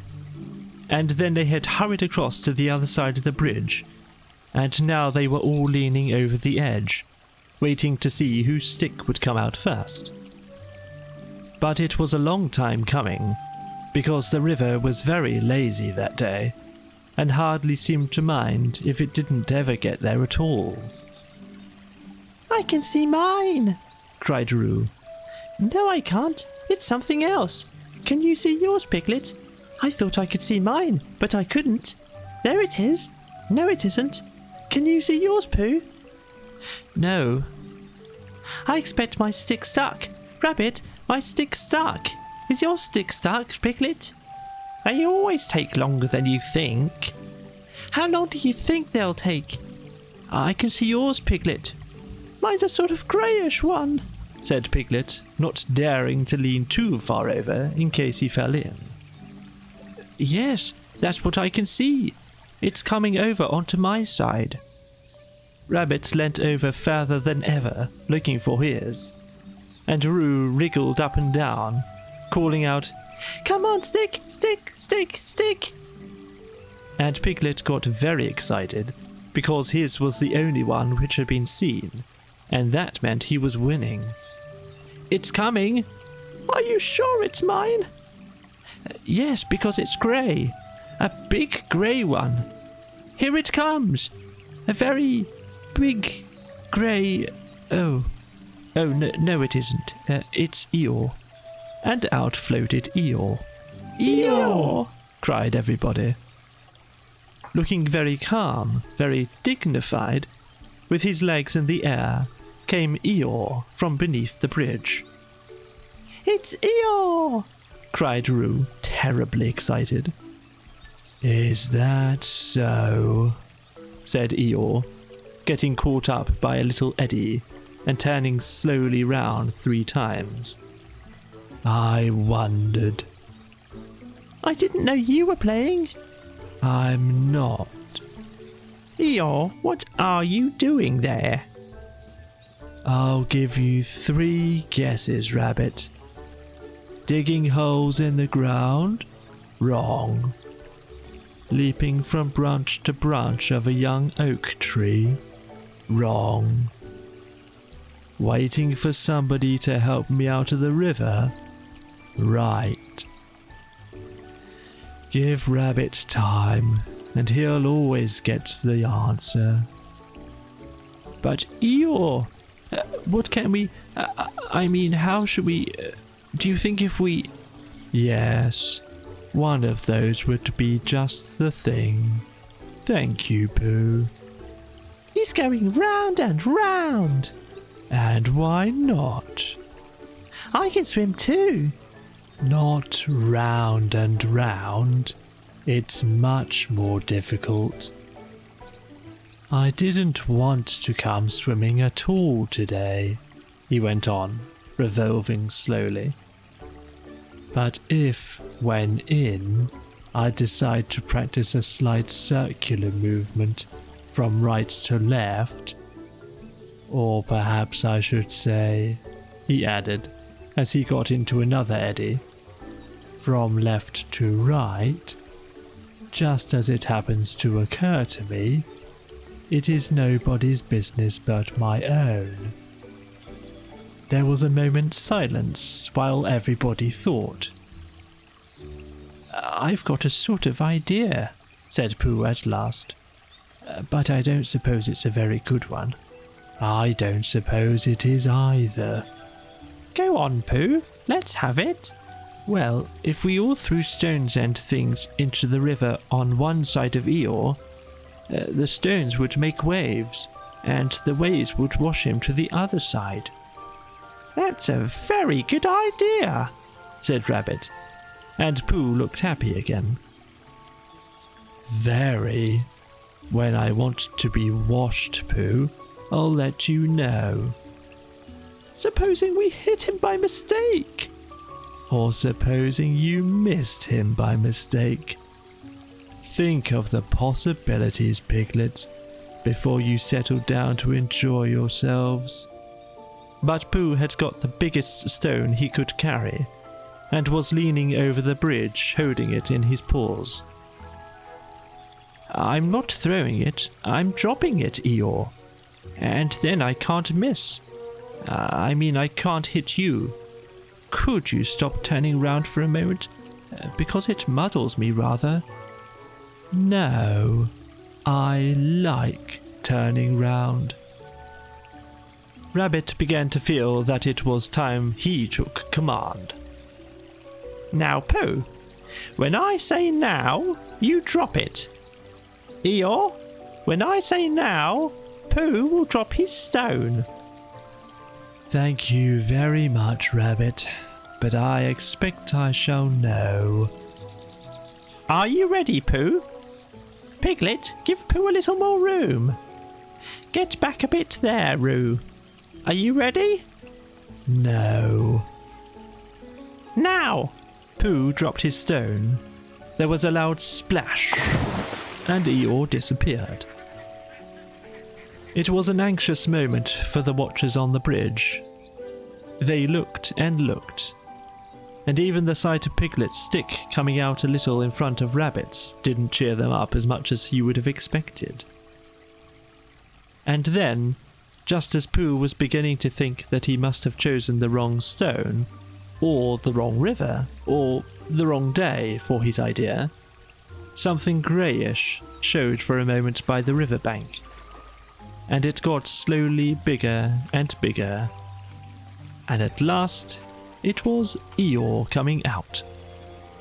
With a shout, they rushed off the bridge and pushed and pulled at him, and he was soon standing among them again on dry land. "Oh, Eeyore, you are wet," said Piglet, feeling him. Eeyore shook himself and asked somebody to explain to Piglet what happened when you had been inside a river for quite a long time. "Well done, Pooh. That was a good idea of ours." What was? "Pushing you to the bank like that." Pushing me? Pushing me? You didn't think I was hushed, did you? I dived. Pooh dropped a large stone on me, and so as to not be struck heavily on the chest, I dived and swam to the bank. You didn't really," whispered Piglet to Pooh so as to comfort him. I didn't think I did. "It's just Eeyore. I thought your idea was a very good idea." Pooh began to feel a little more comfortable, because when you are a bear of very little brain, and you think of things, you find sometimes that a thing which seemed very thingish inside you is quite different when it comes out into the open and has other people looking at it. And anyhow, Eeyore was in the river, and now he wasn't, so he hadn't done any harm. "How did you fall in, Eeyore?" asked Rabbit as he dried him with Piglet's handkerchief. I didn't, said Eeyore. "But how?" I was bounced. "Oh, did somebody push you?" Somebody bounced me. I was just thinking by the side of the river, thinking, if any of you know what that means, when I received a loud bounce. "Oh, Eeyore." "Oh, Eeyore," said everybody. "Are you sure you didn't slip?" Of course I slipped. If you're standing on the slippery bank of a river and somebody bounces you loudly from behind, you slip. What did you think I did? "But who did it?" Eeyore didn't answer. I expect it was Tigger." But Eeyore, was it a joke or an accident? I mean, I didn't stop to ask, Pooh. Even at the very bottom of the river, I didn't stop to say to myself, is this a hearty joke, or is it the merest accident? I just floated to the surface and said to myself, it's wet, if you know what I mean. "And where was Tigger?" Before Eeyore could answer, there was a loud noise behind them, and through the hedge came Tigger himself. "Hello, everybody." "Hello, Tigger." Rabbit became very important suddenly. "Tigger, what happened just now?" When? "When you bounced Eeyore into the river." I didn't bounce him. You bounced me. "I didn't really. I had a cough, and I happened to be behind Eeyore, and I said, grop." Why? Said Rabbit, helping Piglet up and dusting him. "It's all right, Piglet. It took me by surprise." That's what I call bouncing. taking people by surprise. Very unpleasant habit. I don't mind Tigger being in the forest because it's a large forest and there's plenty of room to bounce in it. But I don't see why he should come into my little corner of it and bounce there. It isn't as if there was anything very wonderful about my little corner. Of course, for people who like cold, wet, ugly bits, it is something rather special. But otherwise, it's just a corner. And if anybody feels bouncy... I didn't bounce, I coughed. Bouncy or coffee, it's all the same at the bottom of the river. Well, all I can say is, well, here's Christopher Robin, so he can say it. Christopher Robin came down from the forest to the bridge, feeling all sunny and careless, and just as if twice 19 didn't matter a bit. And it didn't on such a happy afternoon, and he thought that if he stood on the bottom rail of the bridge and leant over, and watched the river slipping slowly away beneath him, then he would suddenly know everything there was to be known. And he would be able to tell Pooh, who wasn't quite sure about some of it. But when he got to the bridge and saw all the animals there, then he knew that it wasn't that kind of afternoon, but the other kind, when you wanted to do something. It's like this, Christopher Robin. Tigger, no, I didn't. Well, anyhow, there I was. But I don't think he meant to. He just is bouncy, and he can't help it. Try bouncing me, Tigger. Eeyore, Tigger's going to try me. Piglet, do you think... Yes, we don't all want to speak at once. The point is, what does Christopher Robin think about it? All I did was I coughed. He bounced. Well, I thought of boffed. Hush, said Rabbit, holding up his paw. What does Christopher Robin think about it all? That's the point. Well, said Christopher Robin, not quite sure what it was all about. I think... Yes? I think we ought to play Pooh Sticks. So they did. And Eeyore, who had never played it before, won more times than anybody else. And Roo fell in twice. The first time by accident, and the second time on purpose, because he saw Kanga coming from the forest, and he knew he'd have to go to bed anyhow.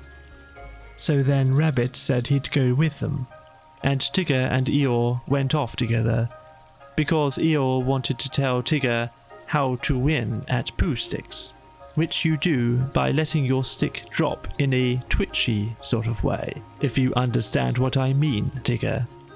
And Christopher Robin and Pooh and Piglet were left on the bridge by themselves. For a long time they looked at the river beneath them, saying nothing. And the river said nothing too, for it felt very quiet and peaceful on this summer afternoon. Tigger is all right, really. Of course he is. Everybody is, really. That's what I think.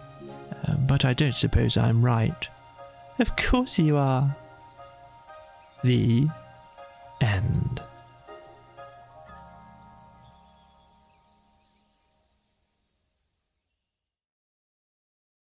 Chapter 7, in which Tigger is unbounced. One day, Rabbit and Piglet were sitting outside Pooh's front door, listening to Rabbit, and Pooh was sitting with them. It was a drowsy summer afternoon, and the forest was full of gentle sounds, which all seemed to be saying to Pooh, "Don't listen to Rabbit, listen to me." So he got into a comfortable position for not listening to Rabbit, and from time to time he opened his eyes to say, "Ah." and then closed them again to say, "True." And from time to time, Rabbit said, "You see what I mean, Piglet?" very earnestly, and Piglet nodded earnestly to show that he did. "In fact," said Rabbit, coming to the end of it at last, "Tigger's getting so bouncy nowadays that it's time we taught him a lesson. Don't you think so, Piglet?" Piglet said that Tigger was very bouncy, and that if they could think of a way of unbouncing him, it would be a very good idea. "Just what I feel. What do you say, Pooh?" Pooh opened his eyes with a jerk and said, "Extremely." "Extremely what?" "What you were saying, undoubtedly." Piglet gave Pooh a stiffening sort of nudge, and Pooh, who felt more and more that he was somewhere else, got up slowly and began to look for himself. "But how shall we do it? What sort of a lesson, Rabbit?" "That's the point." The word lesson came back to Pooh as one he had heard before somewhere. "There's a thing called twice times. Christopher Robin tried to teach it to me once, but it didn't." "What didn't?" Didn't what? Pooh shook his head. "I don't know. It just didn't." "What are we talking about?" Pooh, haven't you been listening to what Rabbit was saying? I listened, but I had a small piece of fluff in my ear. Could you say it again, please, Rabbit? Rabbit never minded saying things again, so he asked where he should begin from. And when Pooh had said, from the moment when the fluff got in his ear, and Rabbit had asked when that was, and Pooh had said he didn't know because he hadn't heard properly, Piglet settled it all by saying that what they were trying to do was, they were just trying to think of a way to get the bounces out of Tigger, because however much you liked him, you couldn't deny it, he did bounce. "Oh, I see. There's too much of him, that's what it comes to."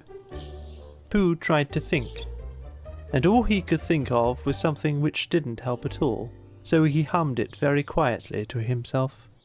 "If Rabbit was bigger and fatter and stronger, or bigger than Tigger if Tigger was smaller, then Tigger's bad habit of bouncing at Rabbit would matter no longer if Rabbit was taller." What was Pooh saying? Any good? No good. Well, I've got an idea, and here it is. We take Tigger for a long explore somewhere where he's never been, and we lose him there, and the next morning we find him again, and mark my words, he'll be a different Tigger altogether. Why? Because he'll be a humble Tigger, because he'll be a sad Tigger, a melancholy Tigger, a small and sorry Tigger, and, "Oh, Rabbit, I am glad to see you," Tigger. That's why. Will he be glad to see me and Piglet too? Of course. Oh, that's good. I should hate him to go on being sad. Tiggers never go on being sad. They get over it with astonishing rapidity. I asked Owl just to make sure, and he said that that's what they always get over it with. But if we can make Tigger feel small and sad for just 5 minutes, we shall have done a good deed. Would Christopher Robin think so? Yes. He'd say, "You've done a good deed, Piglet." And I would have done it myself, only I happened to be doing something else. Thank you, Piglet. And Pooh, of course. Piglet felt very glad about this, and he saw at once that what they were going to do to Tigger was a good thing to do. And as Pooh and Rabbit were doing it with him, it was a thing which even a very small animal could wake up in the morning and be comfortable about doing. So the only question was, where should they lose Tigger?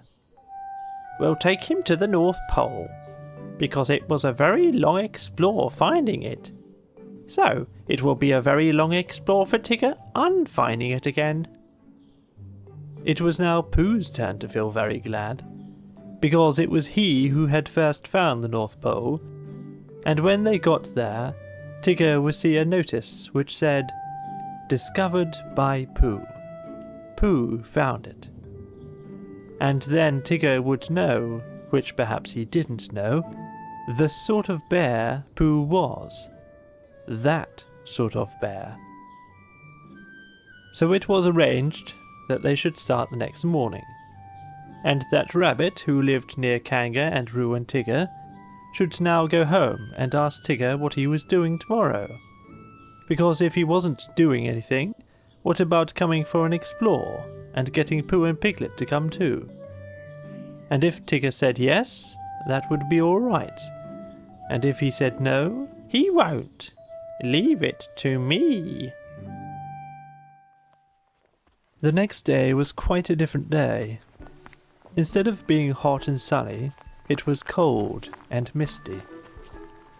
Pooh didn't mind for himself, but when he thought of all the honey the bees wouldn't be making, a cold and misty day always made him feel sorry for them. He said so to Piglet when Piglet came to fetch him, and Piglet said that he wasn't thinking of that so much, but of how cold and miserable it would be being lost all day and night on the top of the forest. But when he and Pooh had got to Rabbit's house, Rabbit said it was just the day for them, because Tigger always bounced on ahead of everybody, and as soon as he got out of sight, they would hurry away in the other direction, and he would never see them again. Not never. Well, not until we find him again, Piglet. Tomorrow, or whenever it is. Come on, he's waiting for us. When they got to Kanga's house, they found that Roo was waiting too, being a great friend of Tigger's, which made it awkward. But Rabbit whispered, "Leave this to me," behind his paw to Pooh, and went up to Kanga. I don't think Roo had better come. Not today. Why not? Said Roo, who wasn't supposed to be listening. Nasty cold day, said Rabbit, shaking his head. And you were coughing this morning. How do you know? Oh, Roo, you never told me. It was a biscuit cough, not one to tell you about. I think not today, dear. Another day. Tomorrow? We'll see. You're always seeing, and nothing ever happens. Nobody could see on a day like this, Roo. I don't expect we shall get very far, and then this afternoon Ah, Tigger, there you are. Come on. Goodbye, Roo. This afternoon Come on, Pooh. Already? That's right. Come on. So they went. At first, Pooh and Rabbit and Piglet walked together, and Tigger ran around them in circles. And then, when the path got narrower, Rabbit, Piglet and Pooh walked one after another, and Tigger ran round them in oblongs. And by, when the gorse got very prickly on each side of the path, Tigger ran up and down in front of them, and sometimes he bounced into Rabbit and sometimes he didn't. And as they got higher, the mist got thicker, so that Tigger kept disappearing. And then when you thought he wasn't there he was again, saying, "I say, come on!" And before you could say anything, there he wasn't. Rabbit turned round and nudged Piglet. The next time, tell Pooh. The next time, said Piglet to Pooh. The next what? Tigger appeared suddenly, bounced into Rabbit, and disappeared again. Now, said Rabbit. He jumped into a hollow by the side of the path, and Pooh and Piglet jumped after him. They crouched in the bracken, listening. The forest was very silent when you stopped and listened to it. They could see nothing and hear nothing. Hush! I am. There was a pattering noise, then silence again. Hello! And he sounded so close suddenly that Piglet would have jumped if Pooh hadn't accidentally been sitting on most of him. Where are you? Rabbit nudged Pooh, and Pooh looked about for Piglet to nudge, but couldn't find him. And Piglet went on breathing wet bracken as quietly as he could, and felt very brave and excited. That's funny. There was a moment's silence, and then they heard him pattering off again. For a little longer they waited, until the forest had become so still that it almost frightened them. And then Rabbit got up and stretched himself. Well, there we are, just as I said. I've been thinking, and I think... No, don't. Run. Come on. And they all hurried off, Rabbit leading the way. Now, said Rabbit, after they had gone a little way, we can talk. What were you going to say, Pooh? Nothing much. Why are we going along here? Because it's the way home. Oh. I think it's more to the right. What do you think, Pooh? Pooh looked at his two paws. He knew one of them was the right, and he knew that when you had decided which one of them was the right, then the other one was the left. But he could never remember how to begin. Well... Come on! I know it's this way! They went on. 10 minutes later they stopped again. It's very silly, but just for the moment of course. Come on. Here we are, said Rabbit 10 minutes later.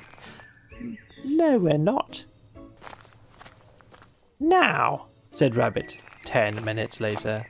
I think we ought to be getting, or are we a little bit more to the right than I thought?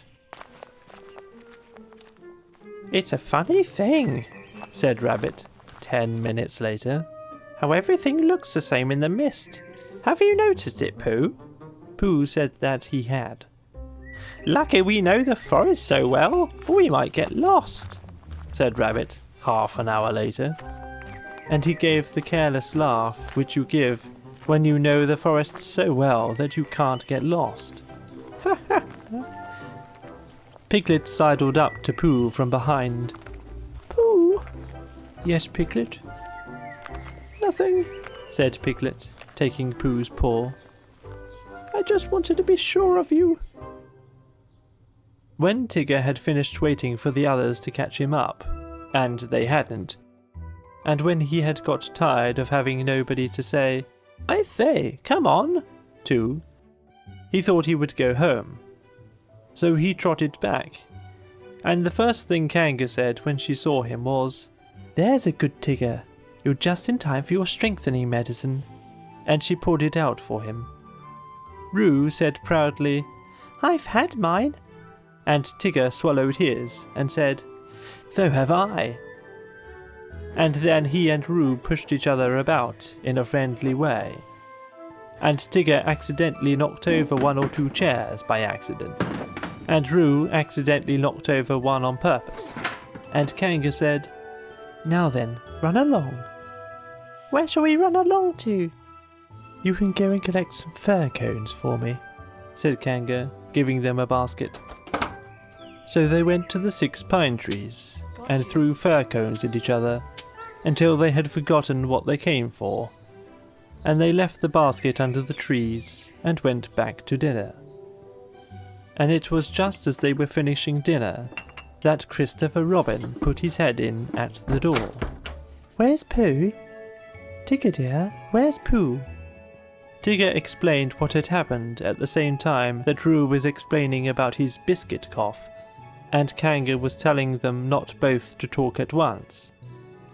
So it was some time before Christopher Robin guessed that Pooh and Piglet and Rabbit were all lost in the mist on the top of the forest. It's the funny thing about Tiggers, whispered Tigger to Roo. how Tiggers never get lost. Why don't they, Tigger? They just don't. That's how it is. Well, said Christopher Robin. We shall have to go and find them, that's all. Come on, Tigger. I shall have to go and find them, explained Tigger to Roo. May I find them too? I think not today, dear. Another day. Well, if they're lost tomorrow, may I find them? We'll see. Roo, who knew what that meant, went into a corner and practiced jumping out at himself. Partly because he wanted to practice this, and partly because he didn't want Christopher Robin and Tigger to think that he minded when they went off without him. The fact is, we've missed our way somehow. They were having rest in a small sandpit on the top of the forest. Pooh was getting rather tired of that sandpit and suspected it of following them about, because whichever direction they started in, they always ended up at it. And each time, as it came through the mist at them, Rabbit said triumphantly, "Now I know where we are." "So do I." Piglet said nothing. He had tried to think of something to say, but the only thing he could think of was, "Help, help." And it seemed silly to say that when he had Pooh and Rabbit with him. "Well," said Rabbit, after a long silence, in which nobody thanked him for the nice walk they were having, "we'd better be getting on, I suppose. Which way shall we try?" "How would it be if, as soon as we were out of sight of this pit, we tried to find it again?" "What's the good of that?" "Well, we keep looking for home and not finding it. So I thought that if we looked for this pit, we'd be sure not to find it, which would be a good thing, because then we might find something we weren't looking for, which might just be what we were looking for really." "I don't see much sense in that." No, there isn't. But there was going to be when I began it. It's just that something happened to it on the way." "If I walked away from this pit and then walked back to it, of course I should find it." Well, I thought perhaps you wouldn't. I just thought. "Try. We'll wait here for you." Rabbit gave a laugh to show how silly Piglet was and walked into the mist. After he had gone 100 yards, he turned and walked back again. And after Pooh and Piglet had waited 20 minutes for him, Pooh got up. "I just thought. Now then, Piglet, let's go home." "But Pooh, do you know the way?" No, but there are 12 pots of honey in my cupboard, and they've been calling to me for hours. I couldn't hear them properly before, because Rabbit would talk. But if nobody says anything except those 12 pots, I think, Piglet, I shall know where they're calling from. Come on." And they walked off together. And for a long time Piglet said nothing, so as not to interrupt the pots. And then suddenly he made a noise, and an noise, because now he began to know where he was, but he still didn't dare to say it out loud, in case he wasn't. And just when he was getting so sure of himself that it didn't matter whether the pots went on calling or not, there was a shout from in front of them. "Hello?" And out of the mist came Christopher Robin. "Oh, there you are," said Christopher Robin carelessly, trying to pretend that he hadn't been anxious. "Here we are." "Where's Rabbit?" "I don't know." "Oh, well, I expect Tigger will find him. He's sort of looking for you all." "Well, I've got to go home for something, and so has Piglet, because we haven't had it yet, and I'll come and watch you. So he went home with Pooh, and watched him for quite a long time. And all the time he was watching, Tigger was tearing round the forest, making loud yapping noises for Rabbit. And at last, a very small and sad rabbit heard him, and the very small and sorry rabbit rushed through the mist at the noise. And it suddenly turned into Tigger, a friendly Tigger, a grand Tigger, a large and helpful Tigger, a Tigger who bounced if he bounced at all, in just the beautiful way that a Tigger ought to bounce. Oh, Tigger, I am glad to see you. The end.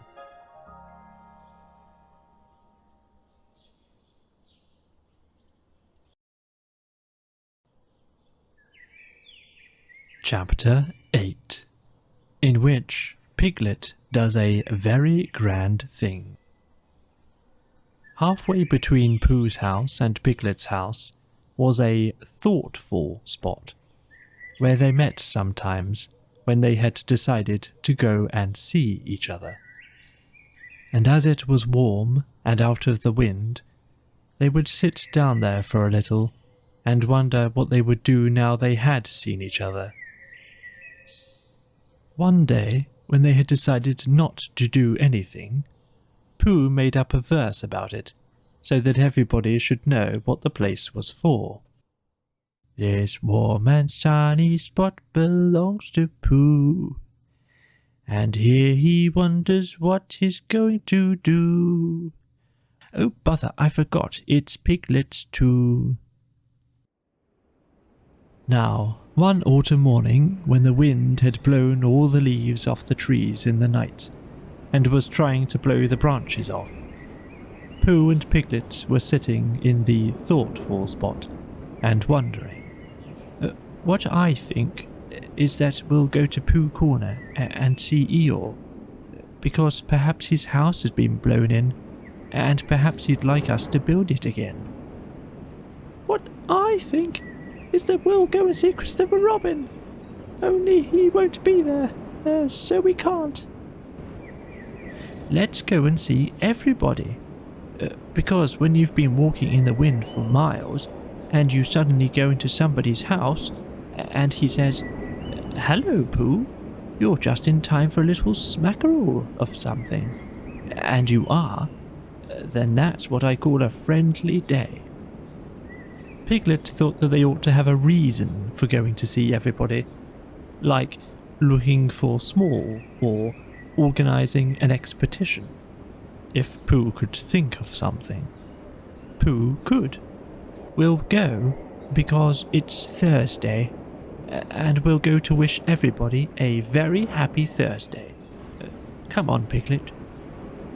They got up, and when Piglet had sat down again, because he didn't know the wind was so strong, and had been helped up by Pooh, they started off.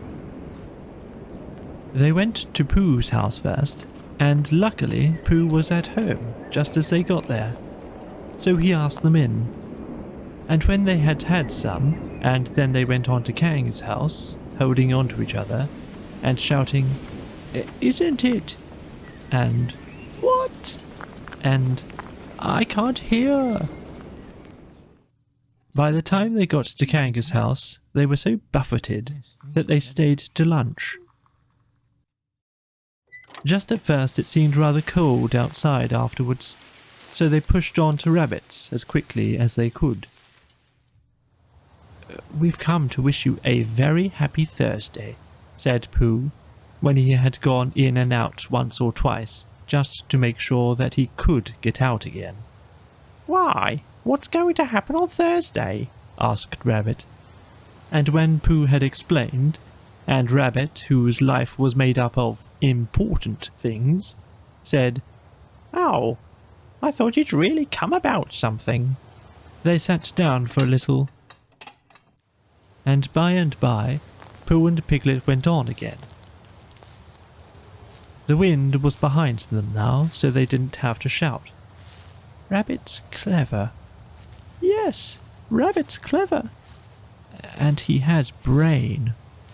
Yes, Rabbit has brain. There was a long silence. I suppose that's why he never understands anything.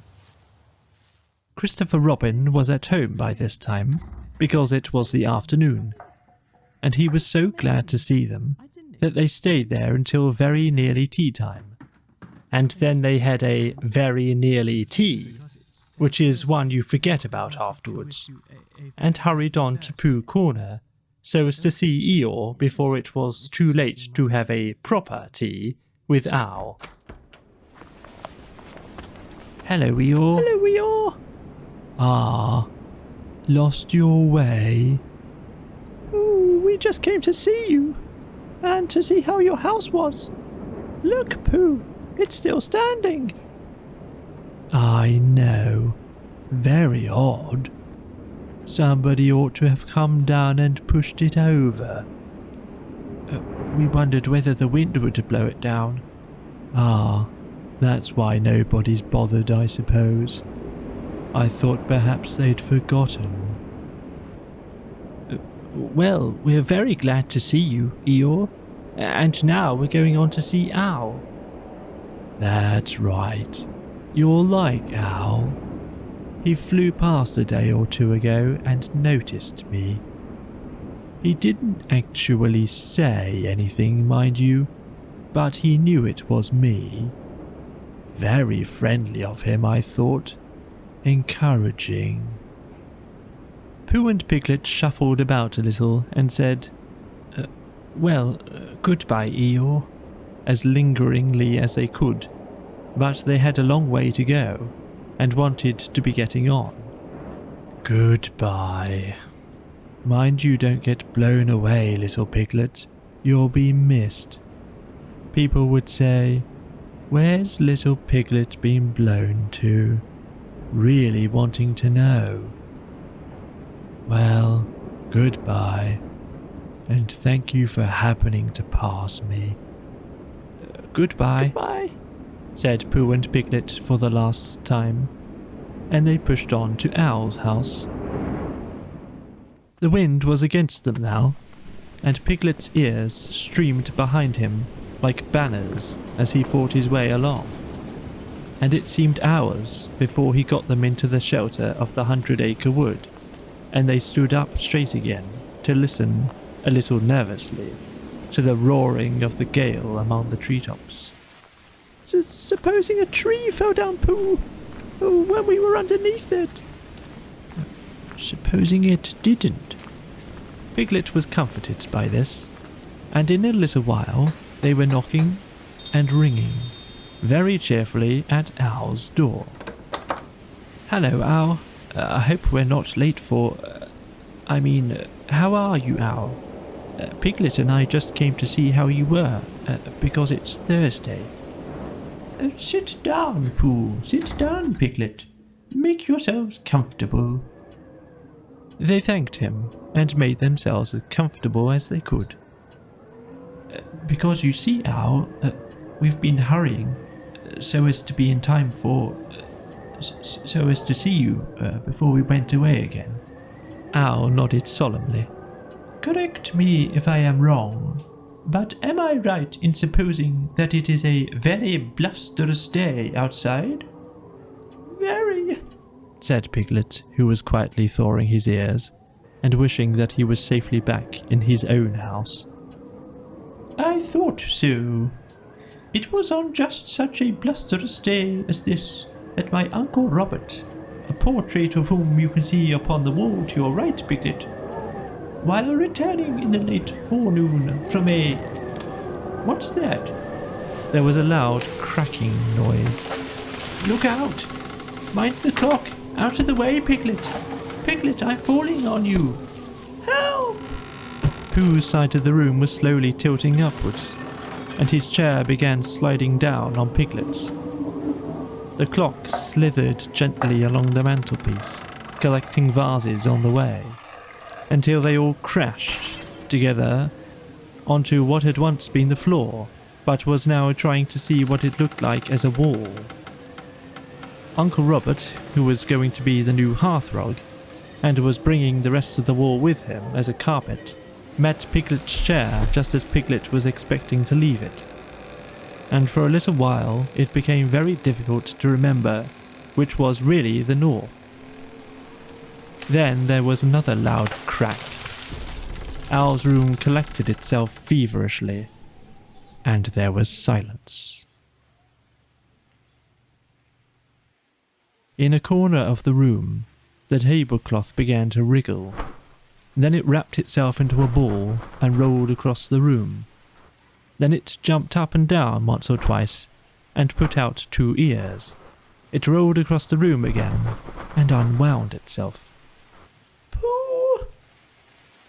Yes, said one of the chairs. Ooh, where are we? I'm not quite sure, said the chair. Are we in Owl's house? I think so, because we were just going to have tea, and we hadn't had it. Oh, well, did Owl always have a letterbox in his ceiling? Has he? Yes, look. I can't. I'm face downwards under something, and that, Piglet, is a very bad position for looking at ceilings. Well, he has, Pooh. Perhaps he's changed it, just for a change.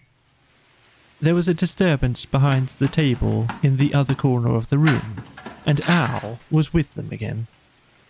Ah, Piglet, said Owl, looking very much annoyed. Where's Pooh? I'm not quite sure. Owl turned at his voice and frowned at as much of Pooh as he could see. Pooh, did you do that? No, I don't think so. Then who did? I think it was the wind. I think your house has blown down. Oh, is that it? I thought it was Pooh. No. If it was the wind, then perhaps it wasn't Pooh's fault. No blame can be attached to him. With these kind words, he flew up to look at his new ceiling. Piglet. Piglet leant down to him. Yes, Pooh? What did he say was attached to me? He said he didn't blame you. Oh, I thought he meant... Oh, I see. Owl, come down and help Pooh. Owl, who was admiring his letterbox, flew down again. Together they pushed and pulled at the armchair, and in a little while Pooh came out from underneath and was able to look round him again. Well, this is a nice state of things. What are we going to do, Pooh? Can you think of anything? Well, I had just thought of something. It was just a little something I thought of. And he began to sing. I lay on my chest, and I thought it best to pretend I was having an evening rest. I lay on my tum, and I tried to hum, but nothing particular seemed to come. My face was flat on the floor, and that is all very well for an acrobat, but it doesn't seem fair to a friendly bear to stiffen him out with a basket chair, and a sort of squoze which grows and grows is not too nice for his poor old nose, and a sort of squatch is much too much for his neck and his mouth and his ears and such. That was all. Owl coughed in an unadmiring sort of way, and said that if Pooh was sure that was all, they could now give their minds to the problem of escape. Because we can't go out by what used to be the front door. Something's fallen on it. But how else can you go out? That is the problem, Piglet, to which I am asking Pooh to give his mind. Pooh sat on the floor, which had once been a wall, and gazed up at the ceiling, which had once been another wall. with a front door in it which had once been a front door, and tried to give his mind to it. Could you fly up to the letterbox with Piglet on your back? No, he couldn't. Owl explained about the necessary dorsal muscles. He explained this to Pooh and Christopher Robin once before, and had been waiting ever since for a chance to do it again, because it is a thing which you can easily explain twice before anybody knows what you are talking about. Because you see, Owl, if we could get Piglet into the letterbox, he might squeeze through the place where the letters come and climb down the tree and run for help. Piglet said hurriedly that he had been getting bigger lately and couldn't possibly, much as he would like to.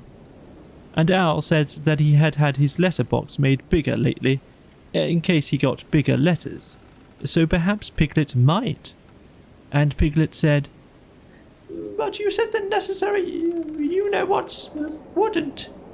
And Owl said, No, they won't, so it's no good thinking about it.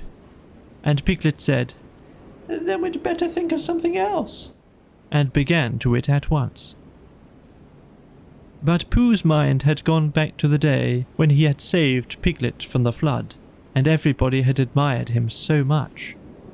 And as that didn't often happen, he thought he would like it to happen again. And suddenly, just as it had come before, an idea came to him. Ow, I have thought of something. Astute and helpful bear. Pooh looked proud at being called a stout and helpful bear, and said modestly that he just happened to think of it. You tied a piece of string to Piglet, and you flew up to the letterbox with the other end in your beak, and you pushed it through the wire and brought it down to the floor, and you and Pooh pulled hard at this end, and Piglet went slowly up at the other end, and there you were. And there Piglet is, if the string doesn't break. Supposing it does? Then we try another piece of string. This was not very comforting to Piglet, because however many pieces of string they tried pulling up with, it would always be the same with him coming down. But still, it did seem the only thing to do. So with one last look back in his mind at all the happy hours he had spent in the forest, not being pulled up to the ceiling by a piece of string, Piglet nodded bravely at Pooh and said that it was a very clever plan. It won't break, whispered Pooh comfortingly, because you're a small animal, and I'll stand underneath. And if you save us all, it will be a very grand thing to talk about afterwards. And perhaps I'll make up a song, and people will say, it was so grand what Piglet did, that a respectable Pooh song was made about it. Piglet felt much better after this, and when everything was ready, and he found himself slowly going up to the ceiling, he was so proud that he would have called, "Look at me!" if he hadn't been afraid that Pooh and Owl would let go of their end of the string and look at him. Up we go. The ascent is proceeding as expected, said Owl helpfully. Soon as it was over, Piglet opened the letterbox and climbed in. Then, having untied himself, he began to squeeze into the slit, through which in the old days, when front doors were front doors, many an unexpected letter that Wall had written to himself had come slipping. He squeezed and he squoze, and then with one last squooze he was out. Happy and excited, he turned round to squeak a last message to the prisoners. It's all right, he called through the letterbox. Your tree is blown right over, Owl, and there's a branch across the door. But Christopher Robin and I can move it, and we'll bring a rope for Pooh. And I'll go and tell him now, and I can climb down quite easily. I mean, it's dangerous, but I can do it all right. and Christopher Robin and I will be back in half an hour. Goodbye, Pooh. And without waiting to hear Pooh's answering, Goodbye, and thank you, Piglet, he was off. Half an hour, said Owl, settling himself comfortably. That will give me just time to finish the story I was telling you about my Uncle Robert, a portrait of whom you can see underneath you. Now, let me see. Where was I? Oh, yes. It was on just such a blusterous day as this that my Uncle Robert had Pooh decided closed to go his out for a eyes. fly. But he was buffeted much by the wind. Chapter 9, in which Eeyore finds the Wolery and Owl moves into it. Pooh had wandered into the 100 Acre Wood and was standing in front of what had once been Owl's house. It didn't look at all like a house now. It looked like a tree which had been blown down. And as soon as a house looks like that, it is time you tried to find another one. Pooh had had a mysterious message underneath his front door that morning, saying, "I am searching for a new house for Owl. So had you, Rabbit." And while he was wondering what it meant, Rabbit had come in and read it for him. "I'm leaving one for all the others and telling them what it means. And they'll all search too. I'm in a hurry. Goodbye." And he had run off.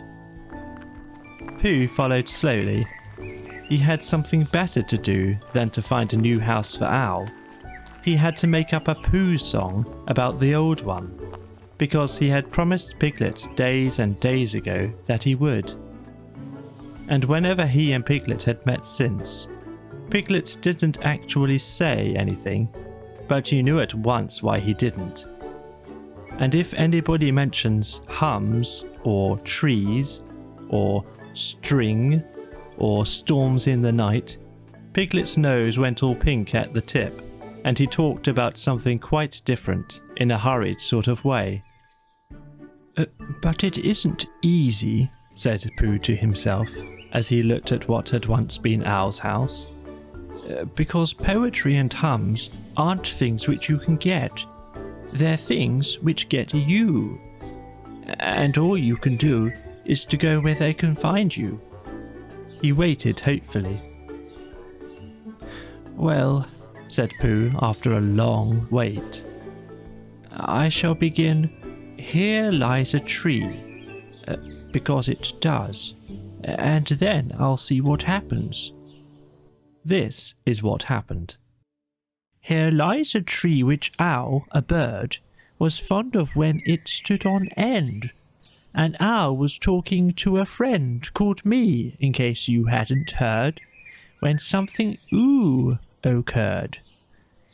For lo, the wind was blusterous and flattened out his favourite tree, and things looked bad for him and we, looked bad, I mean, for he and us. I've never known them wuss. Then Piglet thought a thing. 'Courage,' he said, 'there's always hope. I want a thinnish piece of rope, or if there isn't any, bring a thickish piece of string.' So to the letter box he rose, while Pooh and Owl said, 'Oh,' and 'hum.' And where the letters always come, called letters only, Piglet squoze his head and then his toes. 'Oh, gallant Piglet, Piglet, ho!' Did Piglet tremble? Did he blinch?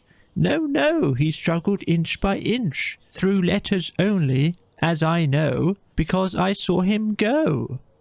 He ran, and then he stood and shouted, 'Help for Owl, a bird, and Pooh, a bear!' until he heard the others coming through the wood as quickly as they could. 'Help, help, and rescue!' Piglet cried, and showed the others where to go. 'Sing ho for Piglet, Piglet, ho!' And soon the door was opened wide, and we were both outside. Sing ho for Piglet, ho, ho! So there it is, said Pooh, when he had sung this to himself 3 times. It's come different from what I thought it would, but it's come. So now I must go and sing it to Piglet. I am searching for a new house for Owl. So had you, Rabbit. What's all this? Rabbit explained. What's the matter with his old house? Rabbit explained. Nobody tells me. Nobody keeps me informed. I make it 17 days, come Friday, since anybody spoke to me. It certainly isn't 17 days. Come Friday. And today's Saturday, so that would make it 11 days. And I was here myself a week ago. Not conversing. Not first one and then the other. You said hello and flashed past. I saw your tail in the distance as I was meditating my reply. I had thought of saying, what? But of course, it was then too late. Well, I was in a hurry. No give and take. No exchange of thought. Hello. What? I mean, it gets you nowhere. Particularly if the other person's tail is only just in sight for the second half of the conversation. It's your fault, Eeyore. You've never been to see any of us. You just stay here in this one corner of the forest, waiting for the others to come to you. Why don't you go and see them sometimes? Eeyore was silent for a little while, thinking. There may be something in what you say, Rabbit, he said at last. I must move about more. I must come and go. That's right, Eeyore. Drop in on any of us at any time, whenever you feel like it. Thank you, Rabbit. And if anybody says in a loud voice, bother, it's Eeyore, I can drop out again. Rabbit stood on one leg for a moment. Well, I must be going. Goodbye. What? Oh, goodbye. And if you do come across a house for Owl, you must let us know. I will give my mind to it. Rabbit went. Pooh had found Piglet, and they were walking back to the 100 Acre Wood together. Piglet, said Pooh a little shyly, after they had walked for some time without saying anything. Yes, Pooh? Do you remember when I said that a respectful Pooh song might be written about, you know what? Oh, did you, Pooh? Said Piglet, getting a little pink round the nose. Oh, yes, I believe you did. It's been written, Piglet.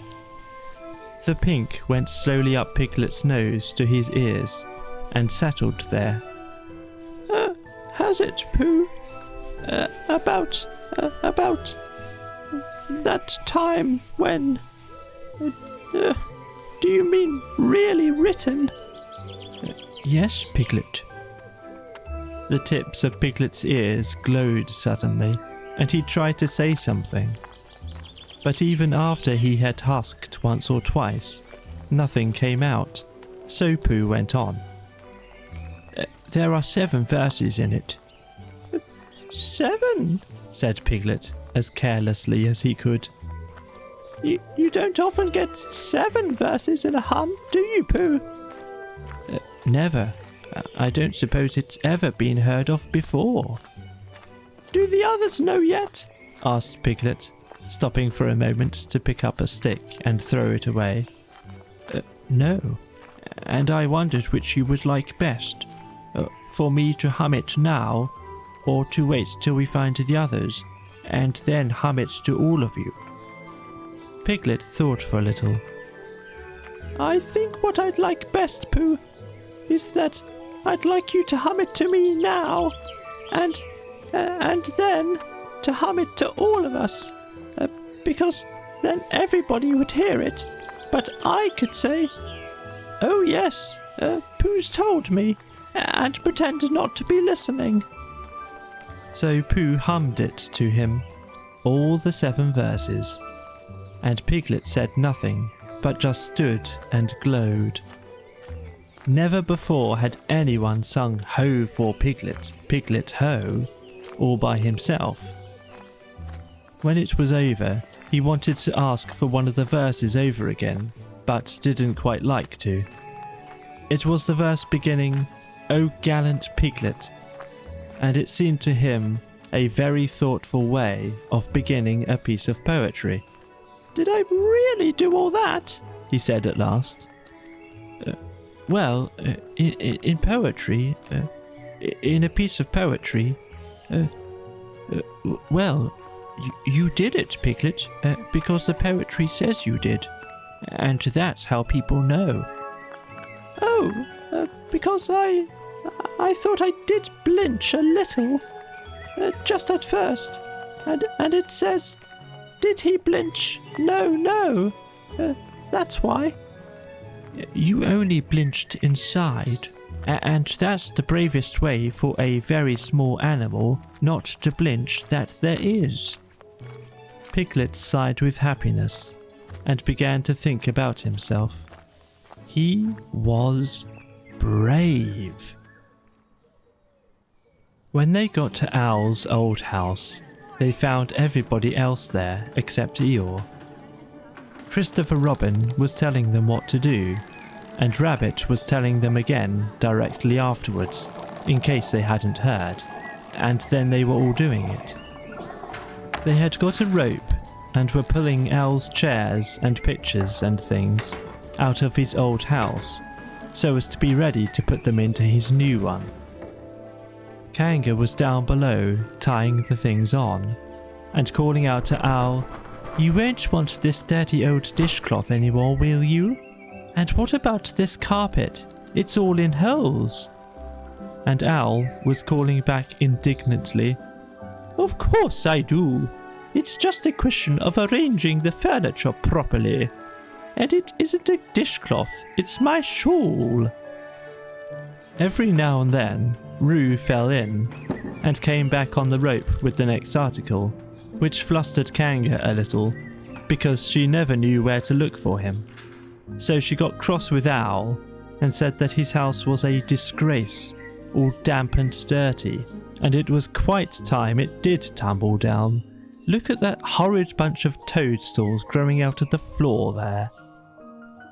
So Owl looked down, a little surprised because he didn't know about this, and then he gave a short sarcastic laugh and explained that it was his sponge, and that if people didn't know a perfectly ordinary bar sponge when they saw it, things were coming to a pretty pass. "Well," said Kanga, and Roo fell in quickly, crying, "I must see Owl's sponge! Oh, there it is! Oh, Owl! Owl! It isn't a sponge, it's a spudge! Do you know what a spudge is, Owl? It's when your sponge gets all..." "Roo dear," said Kanga very quickly, because that's not the way to talk to anybody who can spell Tuesday.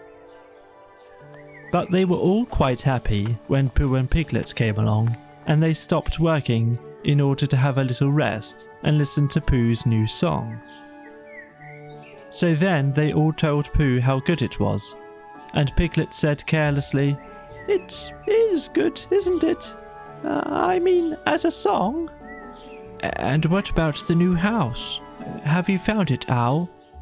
"He's found a name for it," said Christopher Robin, lazily nibbling at a piece of grass. "So now all he wants is the house." "I am calling it this," said Owl importantly, and he showed them what he had been making. It was a square piece of board with the name of the house painted on it, the Wolery. It was at this exciting moment that something came through the trees and bumped into Owl. The board fell to the ground, and Piglet and Roo bent over it eagerly.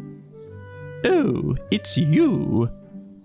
"Hello, Eeyore. There you are. Where have you been?" Eeyore took no notice of them. "Good morning, Christopher Robin," he said, brushing away Roo and Piglet, and sitting down on the Wolery. "Are we alone?" Yes, said Christopher Robin, smiling to himself. "I have been told the news has worked through to my corner of the forest, the damp bit down on the right that nobody wants, that a certain person is looking for a house. I have found one for him." "Ah, well done," said Rabbit kindly. Eeyore looked round slowly at him and then turned back to Christopher Robin. "We have been joined by something, but no matter. We can leave it behind. If you will come with me, Christopher Robin, I will show you their house." Christopher Robin jumped up.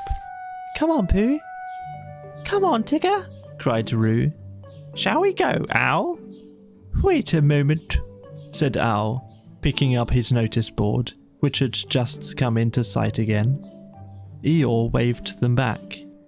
"Christopher Robin and I are going for a short walk, not a jostle. If he likes to bring Pooh and Piglet with him, I shall be glad of their company, but one must be able to breathe." "That's all right," said Rabbit, rather glad to be left in charge of something. "We'll go on getting the things out. Now then, Tigger, where's that rope? What's the matter, Owl?" Owl, who had just discovered that his new address was the Smudge, coughed at Eeyore sternly, but said nothing. And Eeyore, with most of the Wolery behind him, marched off with his friends. So in a little while, they came to the house which Eeyore had found. And for some minutes before they came to it, Piglet was nudging Pooh, and Pooh was nudging Piglet, and they were saying, "It is," and "It can't be," and "It is really," to each other. And when they got there, it really was. "There," said Eeyore proudly, stopping them outside Piglet's house. "And the name on it and everything." "Oh," cried Christopher Robin, wondering whether to laugh or what. "Just the house for Owl. Don't you think so, little Piglet?" And then Piglet did a noble thing. And he did it in a sort of dream while he was thinking of all the wonderful words Pooh had hummed about him. "Yes, it's just the house for Owl, and I hope he'll be very happy in it." And then he gulped twice, because he had been very happy in it himself. "What do you think, Christopher Robin?" asked Eeyore a little anxiously, feeling that something wasn't quite right. Christopher Robin had a question to ask first, and he was wondering how to ask it. Well, He said at last, it's a very nice house. And if your own house is blown down, you must go somewhere else, mustn't you, Piglet? What would you do if your house was blown down? Before Piglet could think, Pooh answered for him. "He'd come and live with me, wouldn't you, Piglet?" Piglet squeezed his paw. "Thank you, Pooh. I should love to." The end.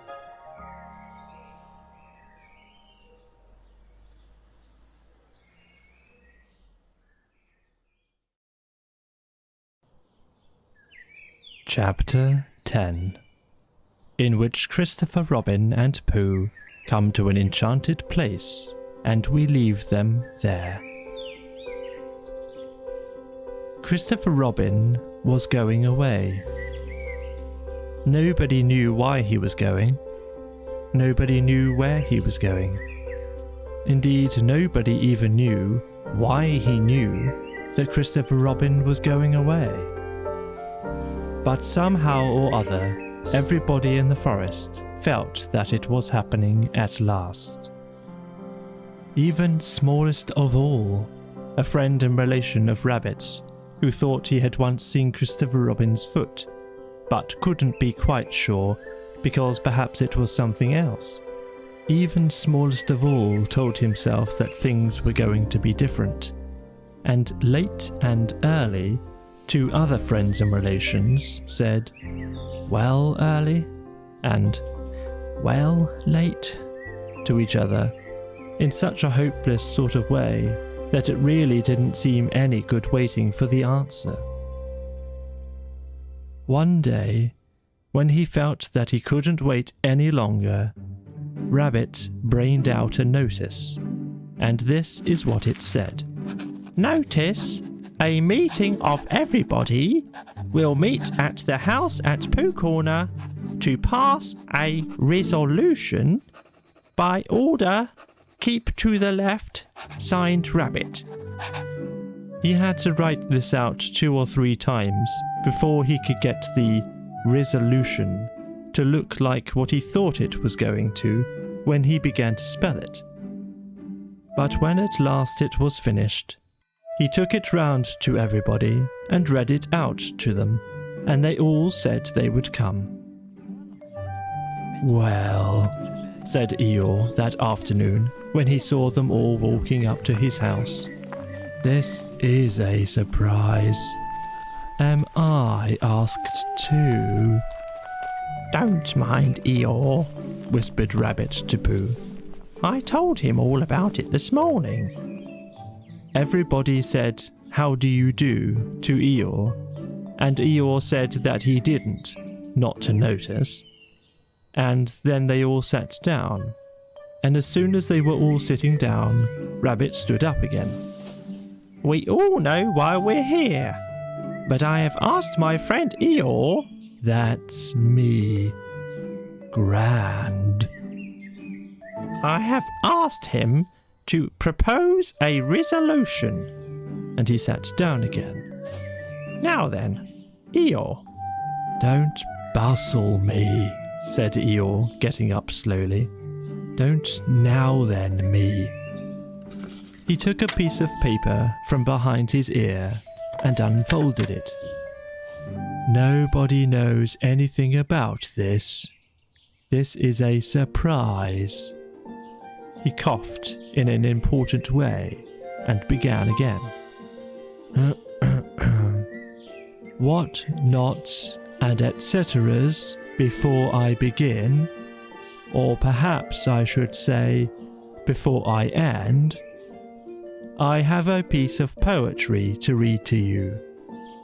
Hitherto, a long word meaning, well, you'll see what it means directly. Hitherto, as I was saying, all the poetry in the forest has been written by Pooh, a bear with a pleasing manner, but a positively startling lack of brain. The poem, which I am now about to read to you, was written by Eeyore, or myself, in a quiet moment. If somebody will take Roo's bullseye away from him and wake up Owl, we shall all be able to enjoy it.